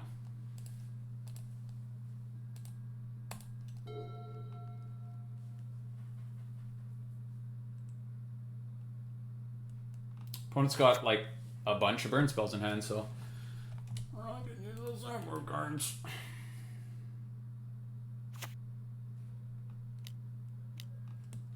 Eidolon, yeah.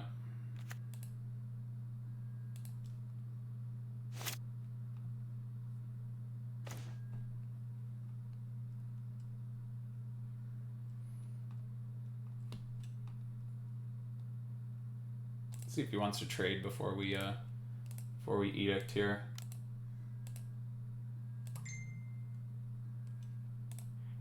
Declines our generous offer.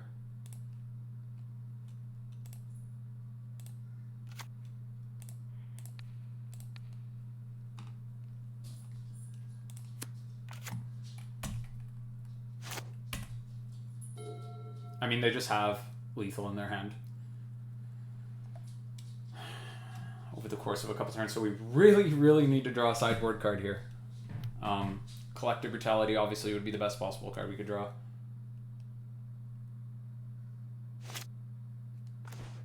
Not sure what just happened.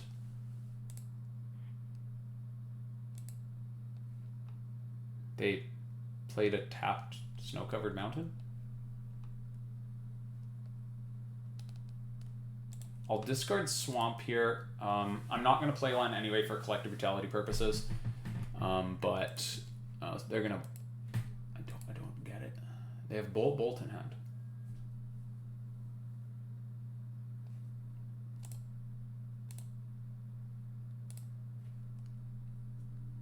Yeah, sure. We'll swing. This doesn't play around creature, but we can edict creature. We need to do something. We need to get our opponent dead somehow. Okay, we die to... Oh, they suspended a Rift Bolt, so we die. Sorry, I wasn't paying attention to that draw. So yeah, we're dead. That just like evaded me entirely. That's unfortunate. Yeah. there was lots of opportunity for us to draw, like in the early game a Colossus, or like in the mid game a and they'd have Lightning Helix as well, or in the mid game a Collective Brutality or something. Anyway, that's just how that game goes sometimes. Just lose to burn. Alright guys, here we are for match 4. We are currently 2-1. Feeling a little down, but optimistic. We got this. Our opponent does not reveal a companion, but they are on the play. This hand, it's not super exciting, but it's got kind of a little bit of everything.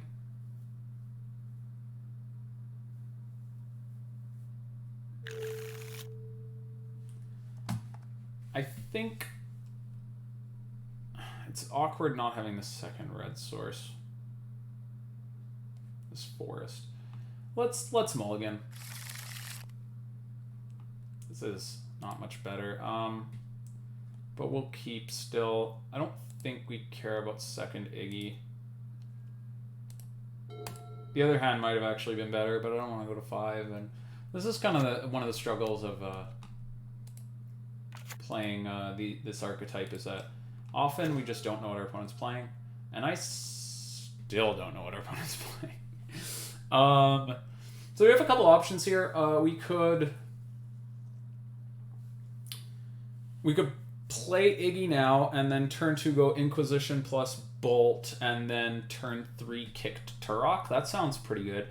This thing won't be able to level up all the way. If he spends his turn leveling this up, that's also fine. So let's do that play. Let's shock in and just be like proactive and go like Iggy, and then next turn Inquisition Bolt the Hex Drinker. Lair of the Hydra into Hex Drinker. Pretty interesting.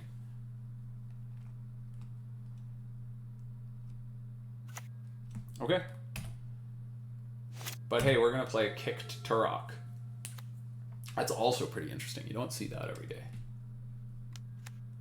Oath of Nissa. Okay, so our opponent's on like a brew. It's a brew. It's a real brew. Predator Ooze. What the hell is going on? Predator Ooze is actually... I haven't seen that card in forever. That card's actually good against us. So, we'll lead here on an Inquisition. Probably take that Predator Ooze. And then Aspect of Hydra. Is that... does it give hexproof? Plus X. Devotion of Green. So, you'll take the Ooze...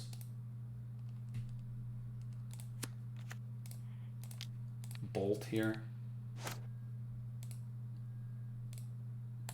Pass back. I guess we... No, we're probably the control deck here.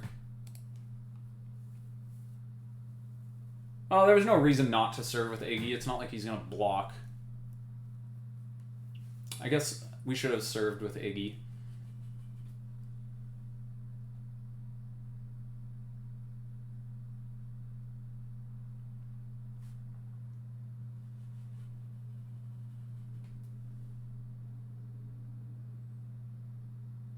But yeah, next turn we'll go probably grab Forest, kicked Tourach.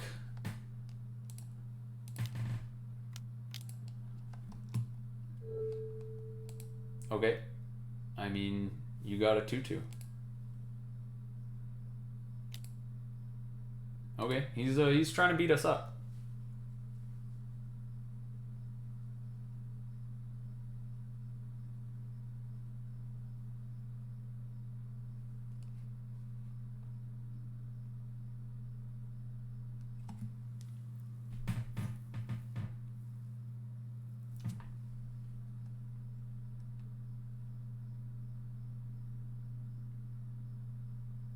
Not sure what our opponent's thinking of right now. We are on their clock time.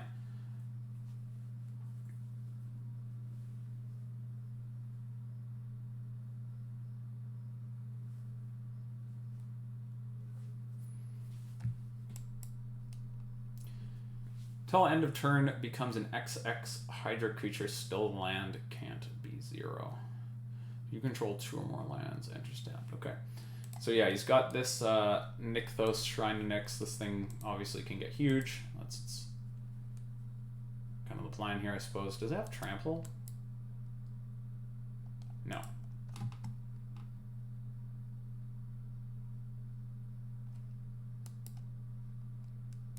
Devotion to Green is only 2 right now.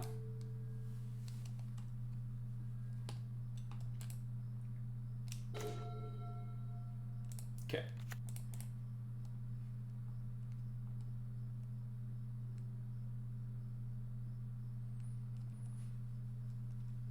So I'm happy to play this kick Tourach, and then after that, if we can just like draw some running Tarmogoyfs or removal and not flood, I feel like we're doing pretty damn good. I'm gonna add black here for the double black kicker.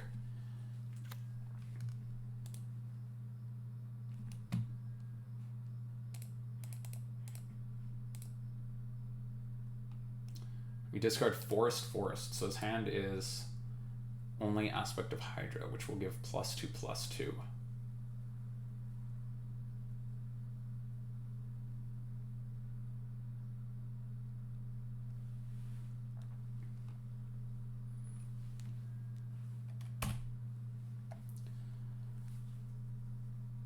So if he attacks with...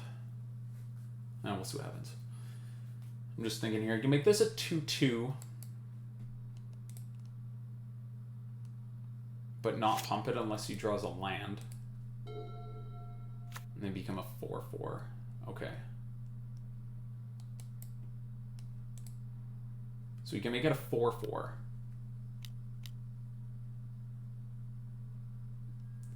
Now the question is, do I want to trade my Tourach? Oh, no, Exalted trigger. Right. So we cannot trade the Tourach for... We can't 2-for-1 our opponent, unfortunately. So I guess we just got to take this hit.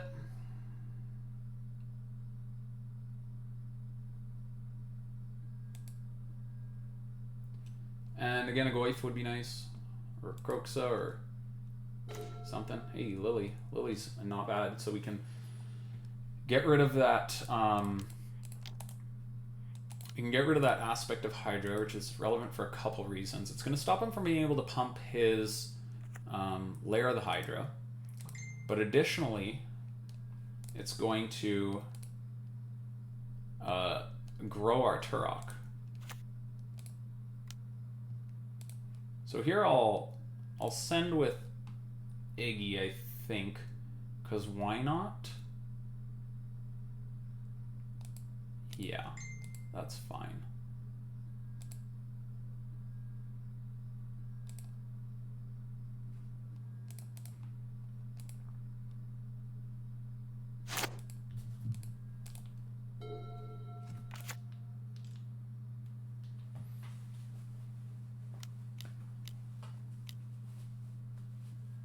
Okay. It's it can be a 4/4. Oh, he's got another one now. I think now we have to block though.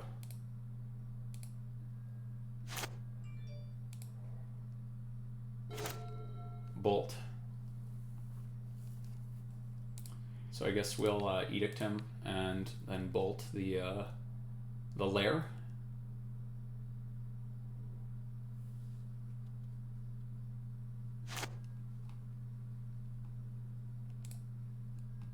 One, two. Even if he draws a land, it's only a 2/2.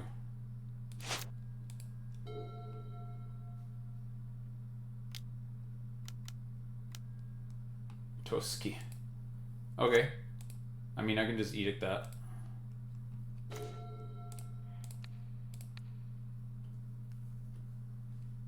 Toski. Okay, opponent's deck's like pretty sweet.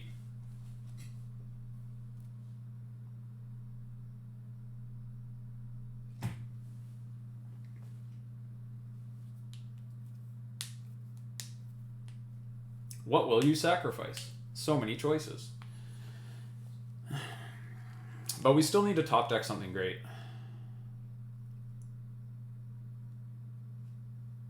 I feel like a top deck Predator Ooze will just crush us.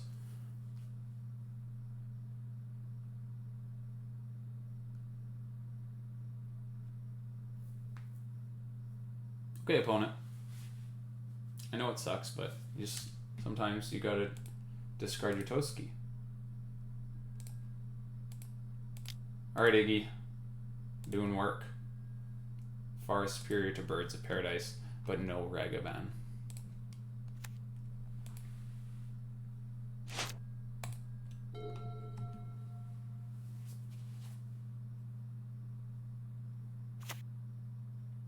Oh, another layer of the Hydra.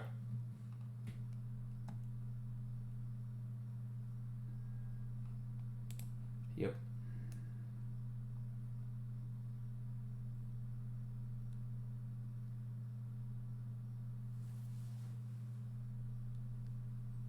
Okay. Would like to bolt this, please. If we could move on to combat. And we want to spend these bolts now because it seems as though our opponent's got like a pump spell angle. So if they're playing like vines as well, then it's not very good for us to wait. Okay, so there's a little bit to think about here. Because if we swing a Ravine, then it becomes big enough that it can... it's already big enough to block the Hydra, I guess. It's based on...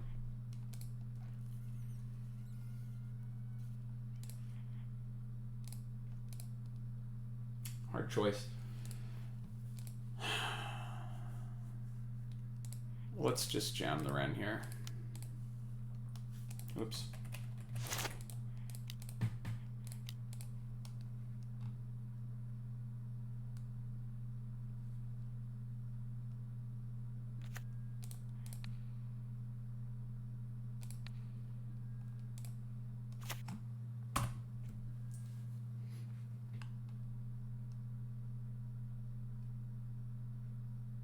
Oh, we can still animate Ravine.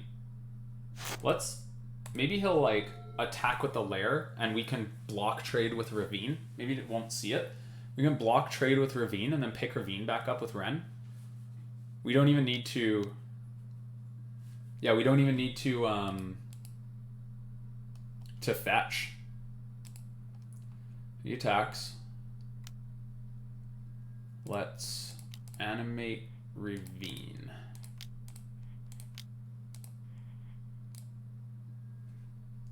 Okay, and block. If he pumps it, that's okay. Alright, yeah, he didn't see that. Cool, cool. Mono Green Stompy. It's been a long time since I've played against Mono fucking Green Stompy. Now, is this a Blood Moon matchup? He's got those Lair of the Hydras, and he's got the Shrine, the Nykthos, or whatever. Maybe? I think Klothys seems really solid too. I don't know how we would remove Klothys. Endurance might be okay. And Assassin's Trophy might be okay. My biggest worry is that Predator Ooze. That seems awfully hard to kill. Is it a 3/3?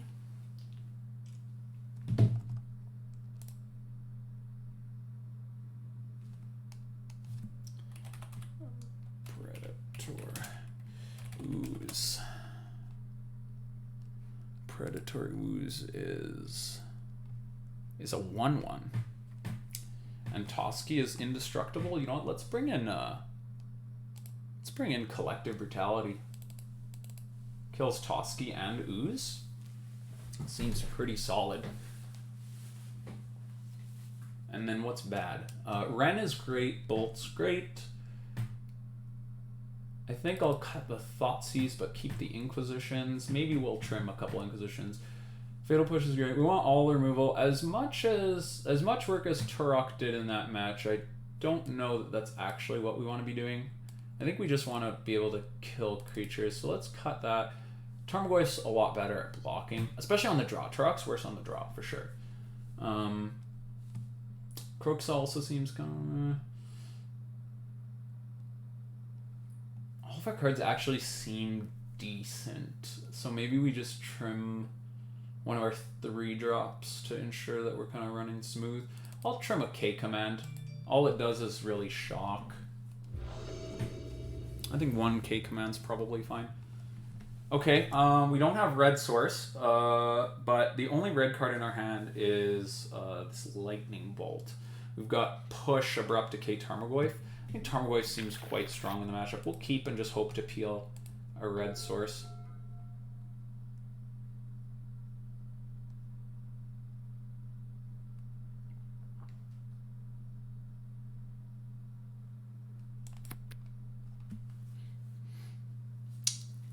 Yeah, maybe on the play we'll, if we have to go to another game, consider doing the cheesy Blood Moon thing. But the amount of forests that they play, they also play triple. They play Ignoble Hierarch. Yeah, it's probably just awful. Let's just not. Oh, solid, very nice. Let's bolt this to get like as many damage based stuff out of the way. If that makes sense. I want to bolt it because he can't pump his guy bigger to get around a fatal push, but he can to get around a bolt. So let's grab Blood Crypt and bolt the goblin.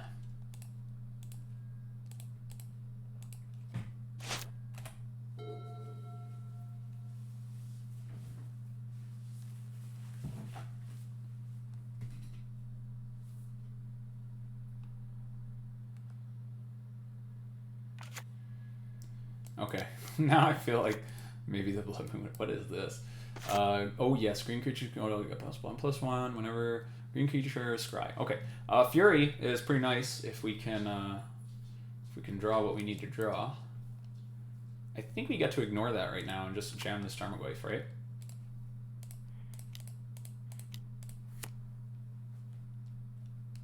Seems good. And I don't know what the green temple does, or the green castle, the Kamigawa castle. These have been seeing a lot more play. Target legendary gets +1/+1. Okay, so it makes Toski big. There's a forest. Predator ooze, come on, show me a predator ooze. Sick. All right, we get to meme this creature pretty bad. We get to give it -2/-2, which is pretty sweet. I'm happy to get to do that. So let's Cobrew, just -2/-2 is fine.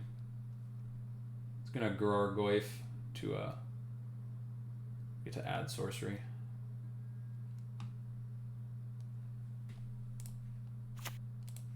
And hold up push.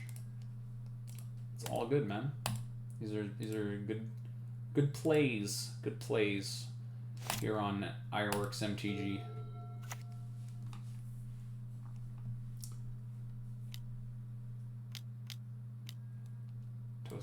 Okay, it's obviously really annoying because we just got rid of our Collective Brutality, but okay, he scries, puts it on top. Sure. Clothis. Clothis is a nice one. So I guess we just jam it and keep our Goyf back to block the Toski. And maybe next turn we can consider Abrupt Decaying that Anthem. Or maybe we ignore the Anthem and just kind of stay on top of the creatures.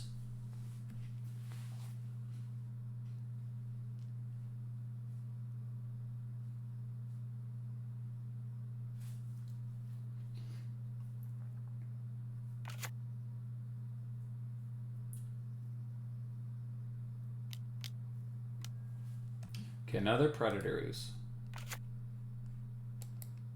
Whenever it attacks. This is an interesting build.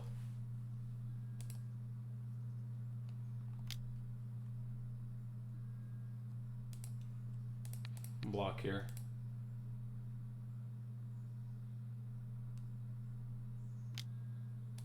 Yikes. Toski big. Okay. Alright. Our opponent's gonna draw so many cards. So we'll hit the Predators for... Fuck, Predators is good against us, bruh. What year is it? Not right now.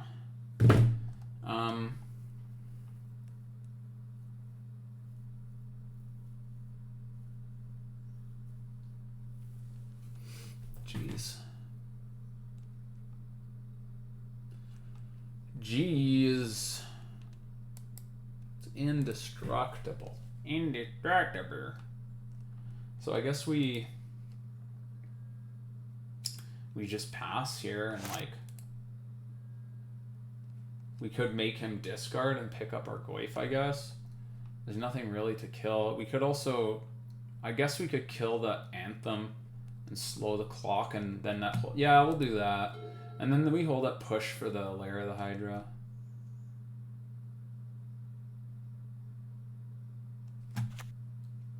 Okay, yeah, you just drew another layer, so that's fine. Here he'll animate. And then we're gonna just do it now. Let's go push on here. And then command that. Or Abrupt Decay, rather. Okay. Okay.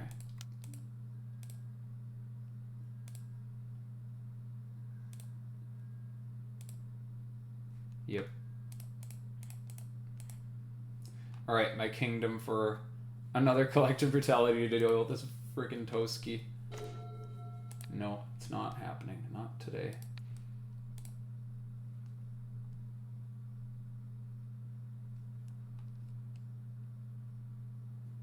So we got a couple options here. We could...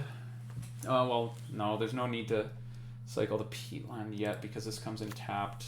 So even if we draw the Collective Brutality, we wouldn't be able to cast it this turn. So let's hold up. We'll get him, I guess. Is there a point in waiting? This only becomes a... Okay, we'll wait. Because maybe we can... We K-command the lair. And we K-command the lair and pick up the Goyf. And then the Goyf can, like, block for a while, I guess. Old growth troll. Sure.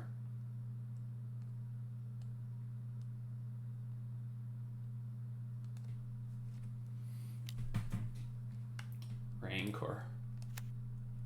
It's got trample now.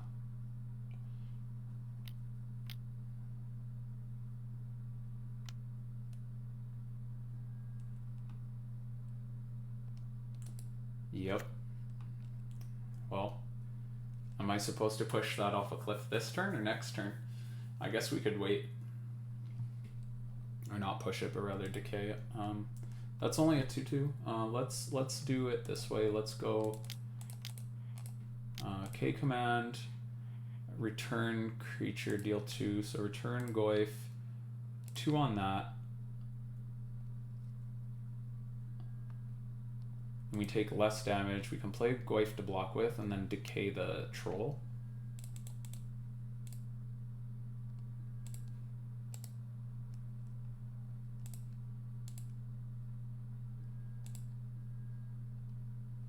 What's it do? It says, when it dies, if it was a creature, return it to the battlefield, and or an enchant forest has make mana. Okay.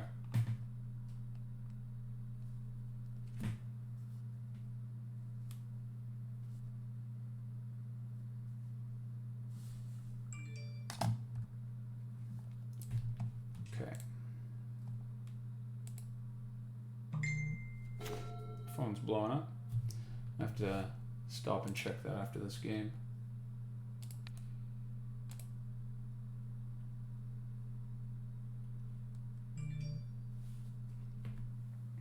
So seriously reconsidering the, I don't know if I'm supposed to play Blood Moon or not, because there's all these triple green symbols that are being enabled by this, but at the same time he's got Forest and Iggy. I might try it just for the memes. For the memes,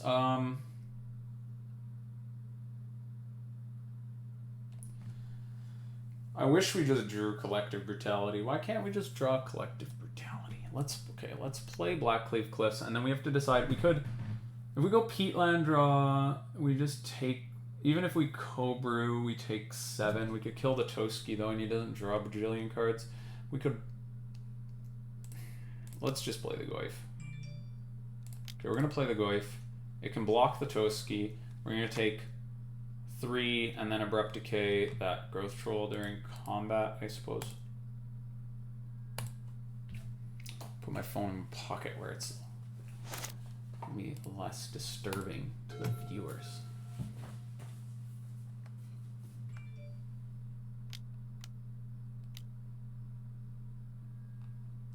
Another one.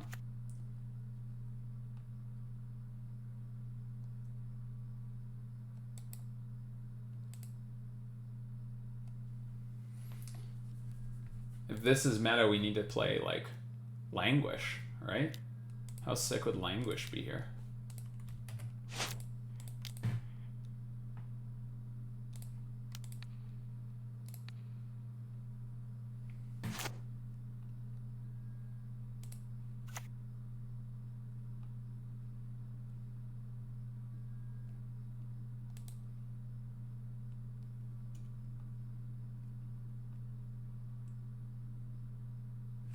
Okay, so I guess we block the predators here.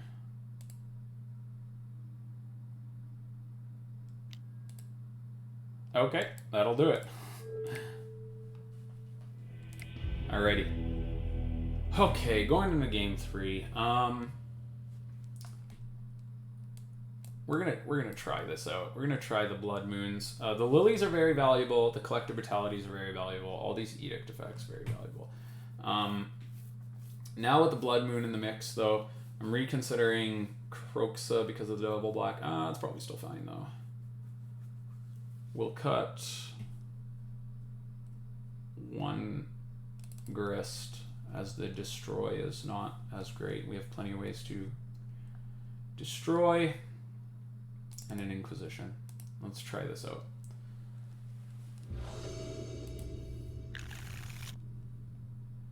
This is... Let's keep it. This is fine. It would be nice if we had a turn 1 play, but I'm not going to ship this back. So, a little bit of tension here. I guess we'll lead on Foothills, grab Overgrown Tomb, and then Bloodstained Mire, grab Mountain, play Wrenn. I'm hoping our opponent just leads on Iggy. I kept this hand because like Seasoned Pyromancer Kroxa's pretty good. Like a pretty good proactive plan. And because it's good against exactly that.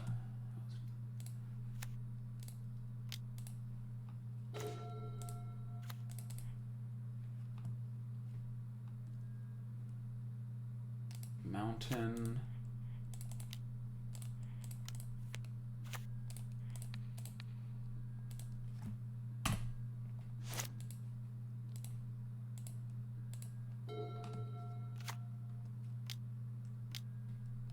Strangler Geist. Oh, that's fucking annoying.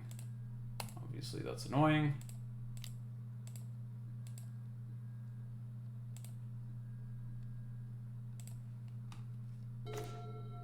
Okay, keep that in our back pocket.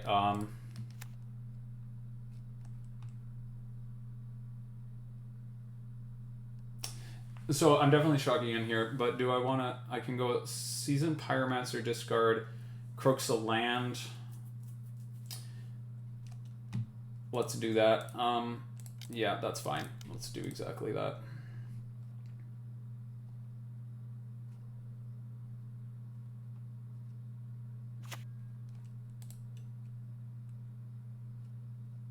Hold on to our removal. And I will trade our Seasoned Pyromancer for... Or rather, I guess we could trade our Elemental. We don't need to trade our Seasoned Pyromancer. We could trade our Elemental for half a Strangleroot Geist. Blood Moon looking a little worse, but I'll still... Yeesh. Okay, well, we got the Brutality. We got the Brutality.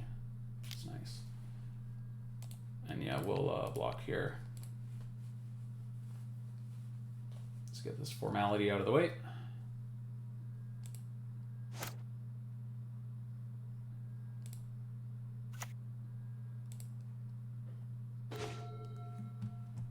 Okay.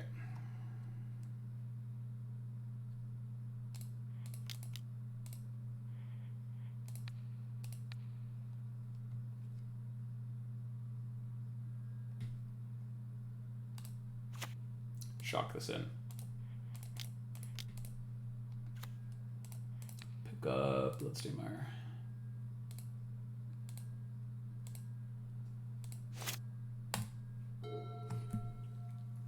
Okay, we're not looking bad now. Iggy. Oh, that's kind of annoying because now we don't get to trade with the Geist. He did that backwards.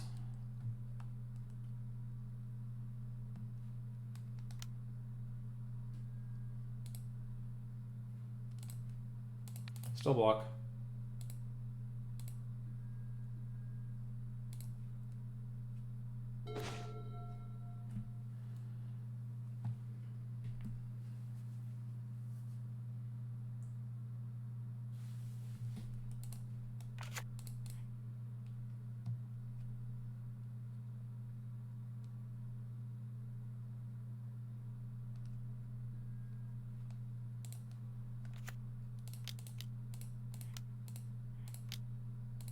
Kroxa time.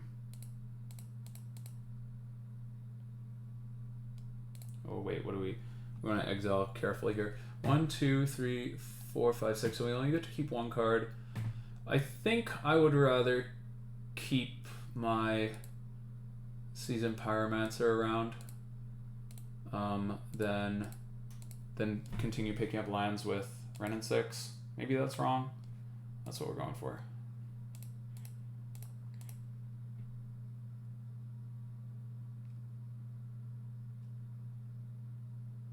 Which means we uptick no value, but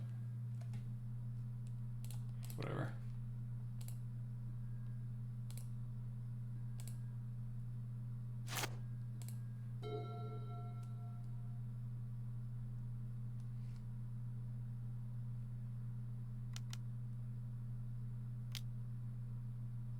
Is this another Predator Ooze?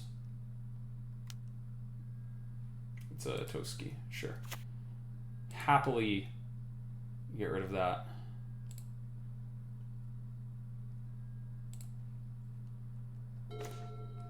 All right, that was a good draw.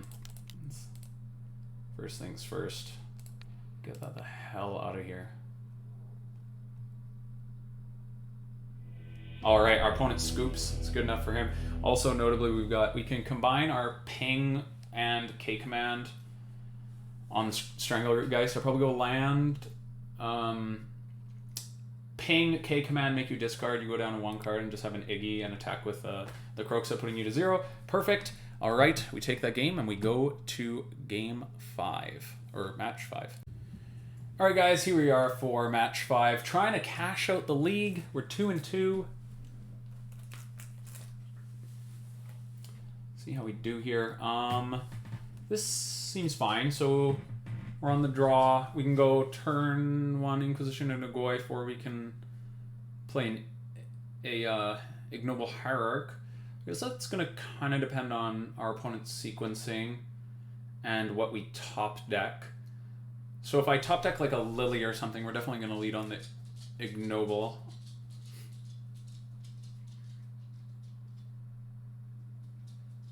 I mean, in the dark, yeah, we keep this.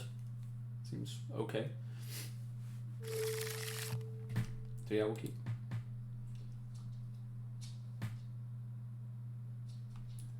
Chancellor of the Annex. Okay.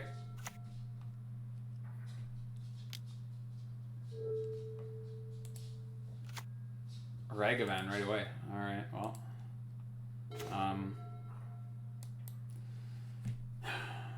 When an opponent casts a spell, counter it unless that opponent plays. That's you may reveal this card from your opening hand. If you do, when each opponent casts their first spell of the game, counter that spell unless that player pays 1. Oh my god. Oh my god, that's so rude. I guess I guess with that in mind, we'll run out one of our 2 Iggies. Alright.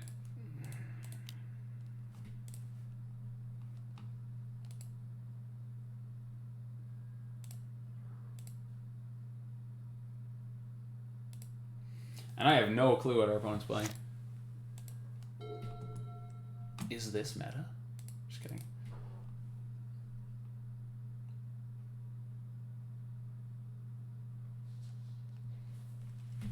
Opponent's gonna get to connect with that Ragavan, which is a bummer.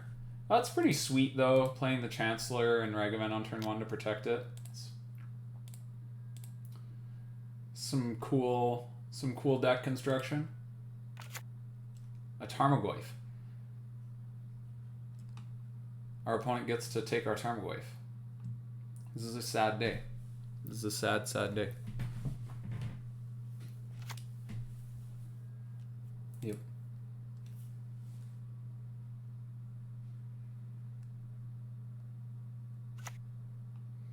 Okay.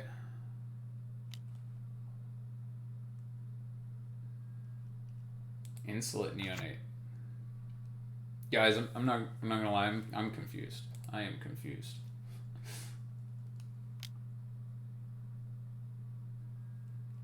Persist on the Chancellor. Okay.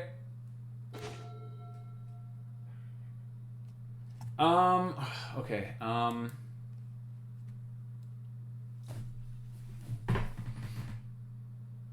So it's just a big flyer now. Oh, that says... Okay.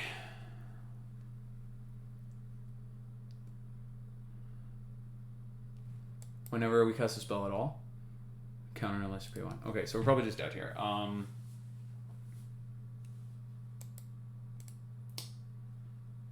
Okay, let's shock in, and then let's Inquisition here, just so we can see exactly what our opponent's doing.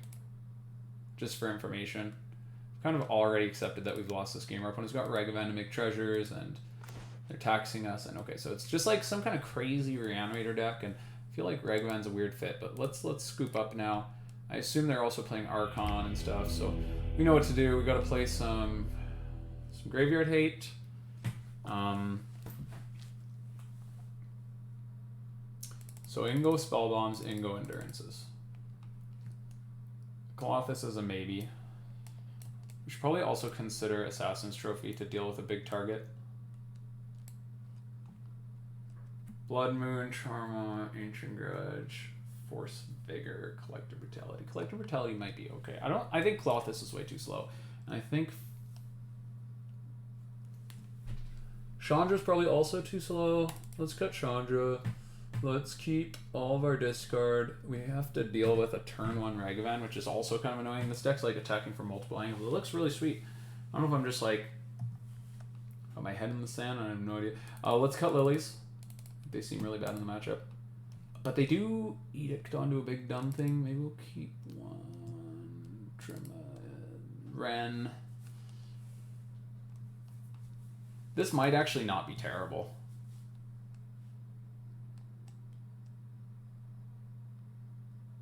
I don't think we want to be playing Kroxa though. Let's see. Push, Lightning Bolt are all good for dealing with the Ragavan. Inquisition Thoughtseize is not bad because they can take the Persist. Iggy on the play is alright. We can go turn 2 Clothis. Spellbomb's fine. I mean, we might trim 1 Iggy. I'm cool with only 2 Wrenn. Abrupt Decay is probably not good. We have enough ways to deal with their Ragavan. Did I call Ragavan Iggy earlier? Whatever. We need to bring in 2 more cards. I think maybe Brutality's alright for taking like Persist and also... Yeah. Yeah. Second Lily's better than K-Command though.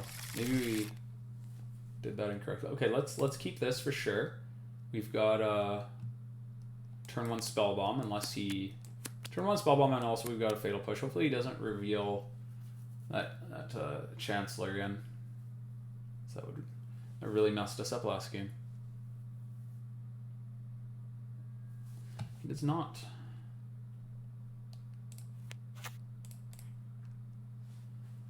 Okay, so here we'll grab, I guess, an Overgrown Tomb and play a Spellbomb.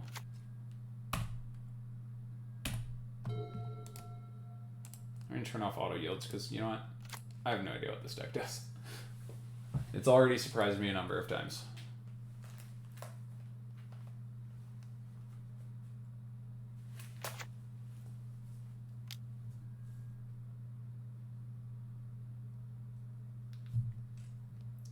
Okay, he just jams the Ragavan. We draw a mountain.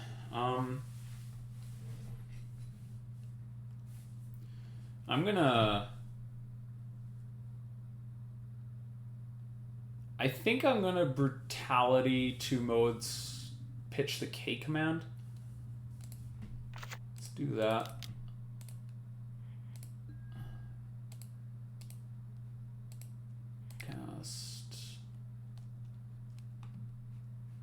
Choose you and you and you. Thoughtseize, persist, unmarked grave. Oh, he's got another fucking Ragavan. That sucks. Sucks.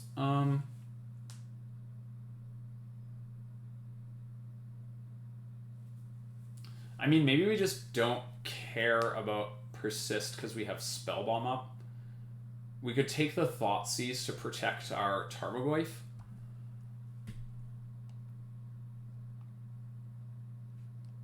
If we let him keep... He's only on 1 land, though. So if he Thoughtseizes us, that's his whole turn. But if he Thoughtseizes us, then...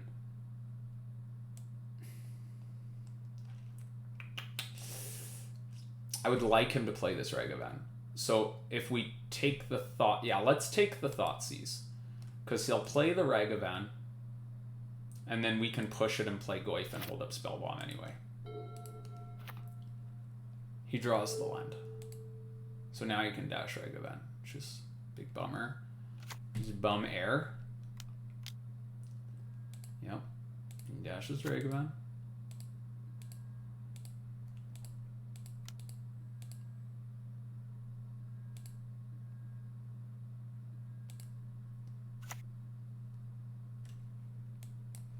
What'd he hit? Oh, he hit a Brutality. Okay. Discard, draw. Okay, so he's got that.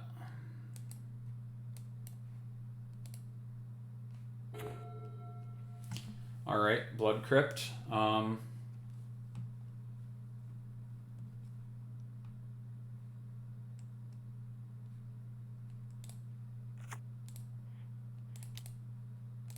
Tarmogoyf here, I guess.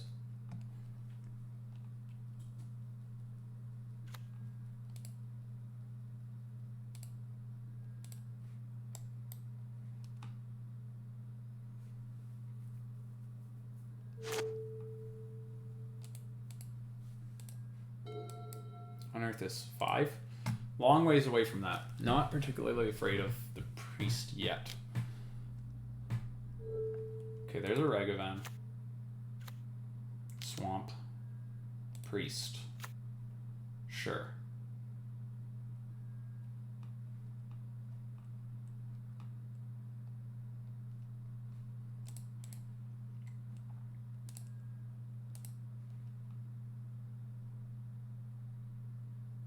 What am I supposed to kill here? It's the Ragavan or the priest? Like, I guess I kill the Ragavan because we can...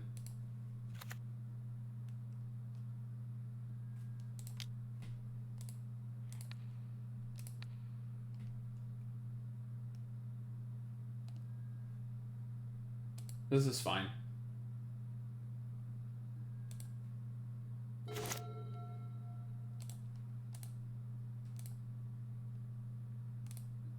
Beep.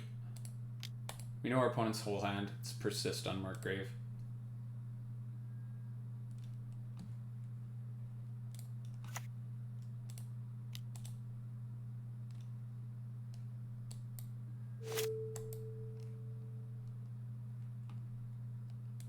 And this can only be activated as a sorcery.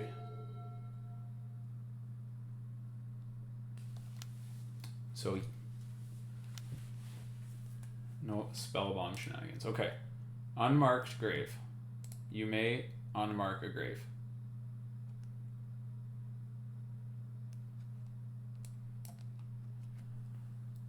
Okay, so the hope is that he doesn't just also have his other card isn't just another big creature,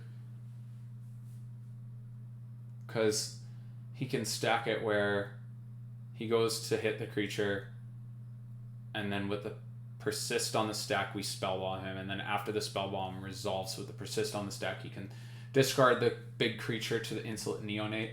Archon of Cruelty. Okay, so yeah, we have to spellbomb him now.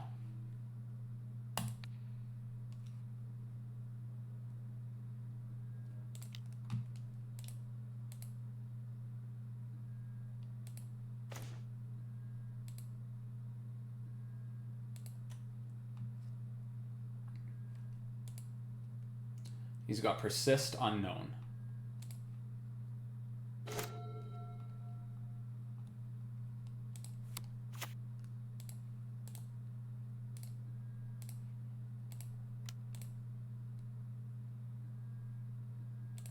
And we should hit the neonate now. So then it's less likely that our opponent... I guess it doesn't make a big difference. Why didn't he? Okay, right. Because it's less likely that he's able to put... If we do it during his turn, he could draw a thing and then put it in the graveyard using the neonate. So we know that he doesn't have a thing. Okay, cool, cool, cool. All right, begin sideboarding.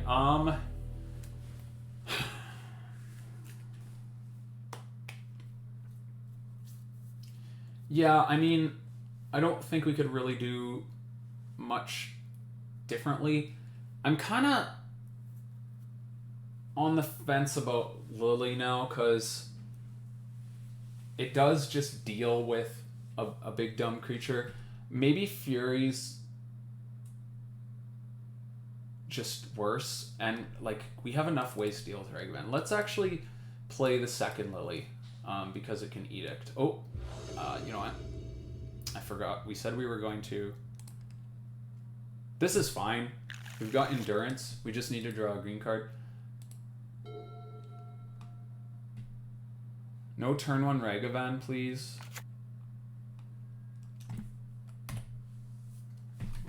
But I'll keep a hand with a Spellbomb in it. Okay, Neonate, sure. Draw Mountain.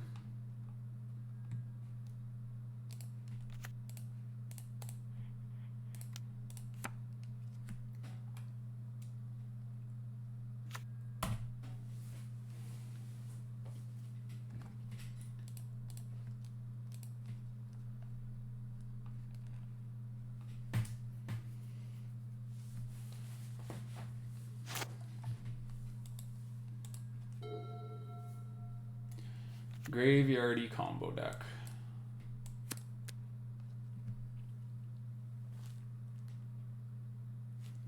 So next turn, I guess we just play land, grab Stomping Ground, and then hold up Endurance for a while, and hold up Spellbomb for a while, just like waiting for...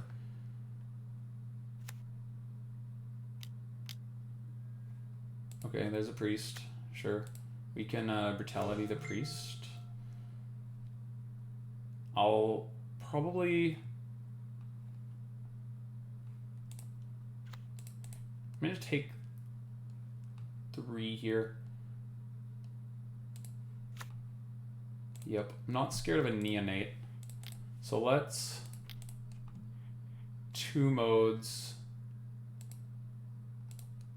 Cast. Hit this, and discard... I suppose the Mire.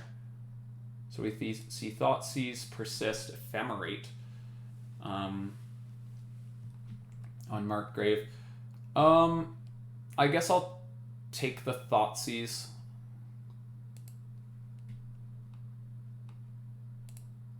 because we have multiple ways of dealing with the graveyard after the next turn, unless he could Thoughtseize us and then take our endurance.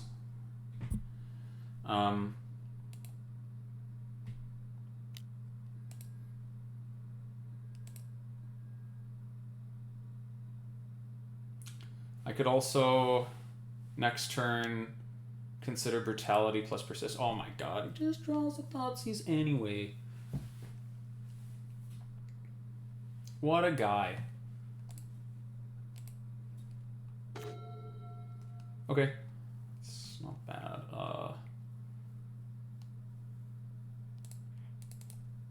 I guess we just Brutality. Take Persist.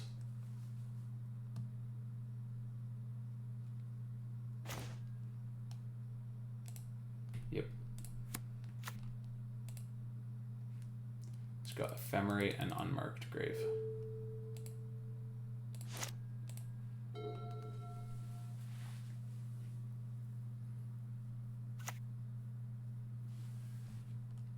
Yep.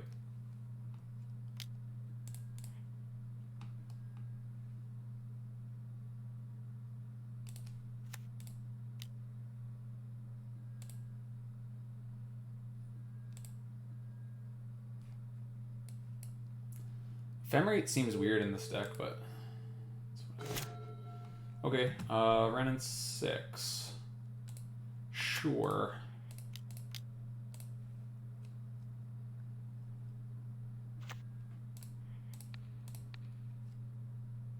He can Ephemerate it, like whatever.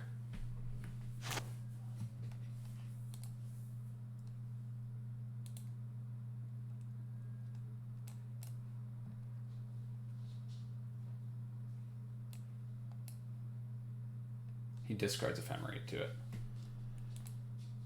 Okay. We've taken away their clock. Got Spellbomb on patrol. Another Neonate.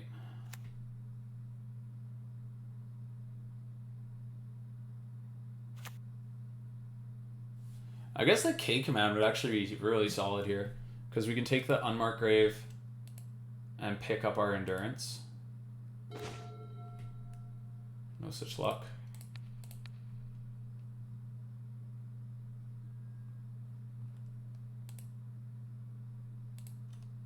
Discards Unmarked Grave, draws a card.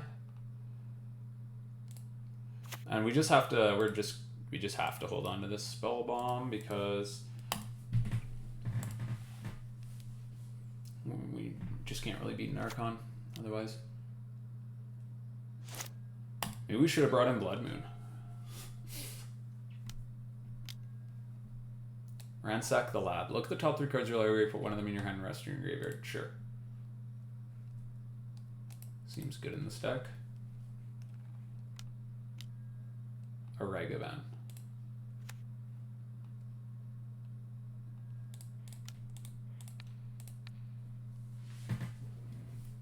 Okay.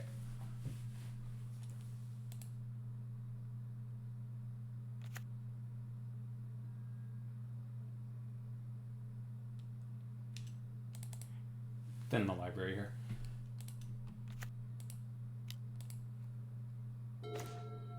Another Wrenn. Well, that's not particularly great.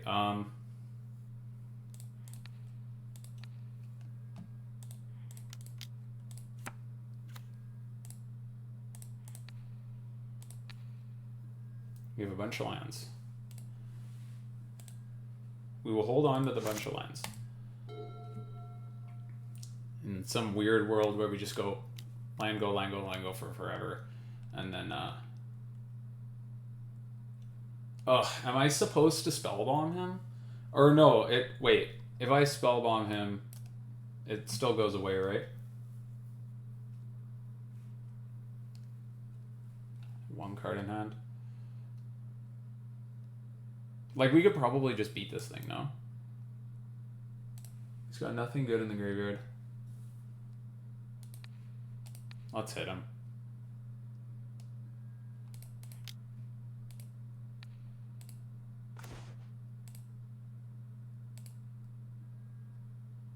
Come on. Actual magic card. K command. So that's pretty sweet. We can do that thing that we discussed earlier. So I can... Let's crack fetch, grab a swamp, and then we'll return endurance, make our opponent discard. Opponent has Sphinx of the Steel Wind. Holy guacamole.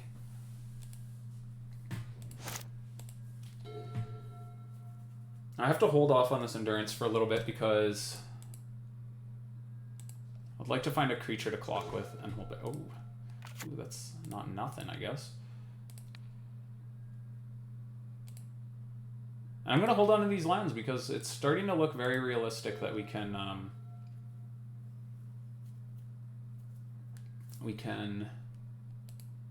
ulti this Wrenn and Six. So here we go, 1, 2, 3, 4. We can attack with Ravine and still hold up our endurance.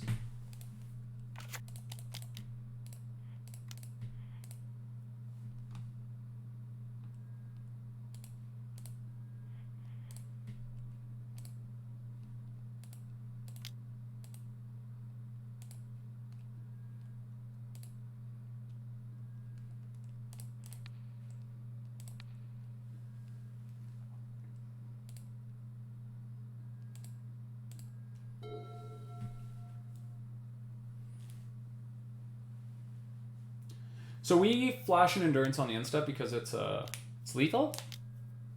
Our opponent grieves us. So with the ability on the stack, I guess we have to endurance.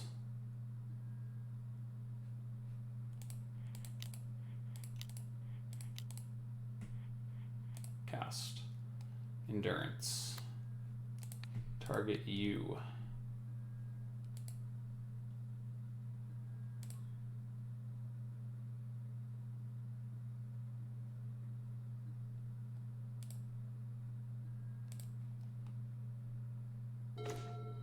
Fury. Okay. That's pretty good. Let's ulti this Wrenn. And then we can go... Let's think here. We can K command, K command. We have a couple options. We can just jam our Fury, or we can activate Ravine, swing, put him to 1, 2, 3, 4.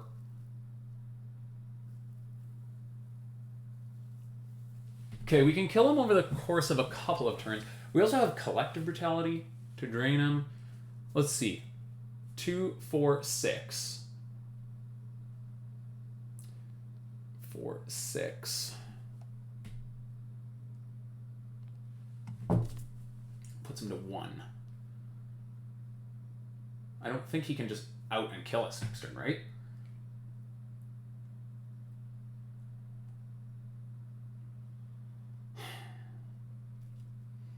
The nice thing about Brutality...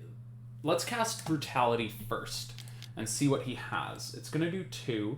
So let's escalate with 2 modes. So target creature gets -2/-2 and reveal instant or sorcery. So hit that and that. Discarding a land. Discarding... I guess Fury? Okay. So we'll take Persist. And we can take Grave 2 and then kill him next turn. So yeah, let's... Or wait, what am I talking about? We just have lethal. Sick. Alright, GG's. Got super distracted there with that. That would have been a silly play. Alright, well, we got him. Perfect. Sick. Awesome game. Well, we cashed out. We got a 3-2, and that was a cool game. We got to play like a wide variety of decks, so I'm pretty happy with this league. I'll probably post it. We've played against Stompy, we played against Burn. A lot of, despite the mediocre record of 3-2, there was a lot of cool decision points, so that's more important to me than anything else when it comes to posting this stuff. And I hope you guys enjoyed. please consider subscribing to the channel if you haven't already. And until next time, take care.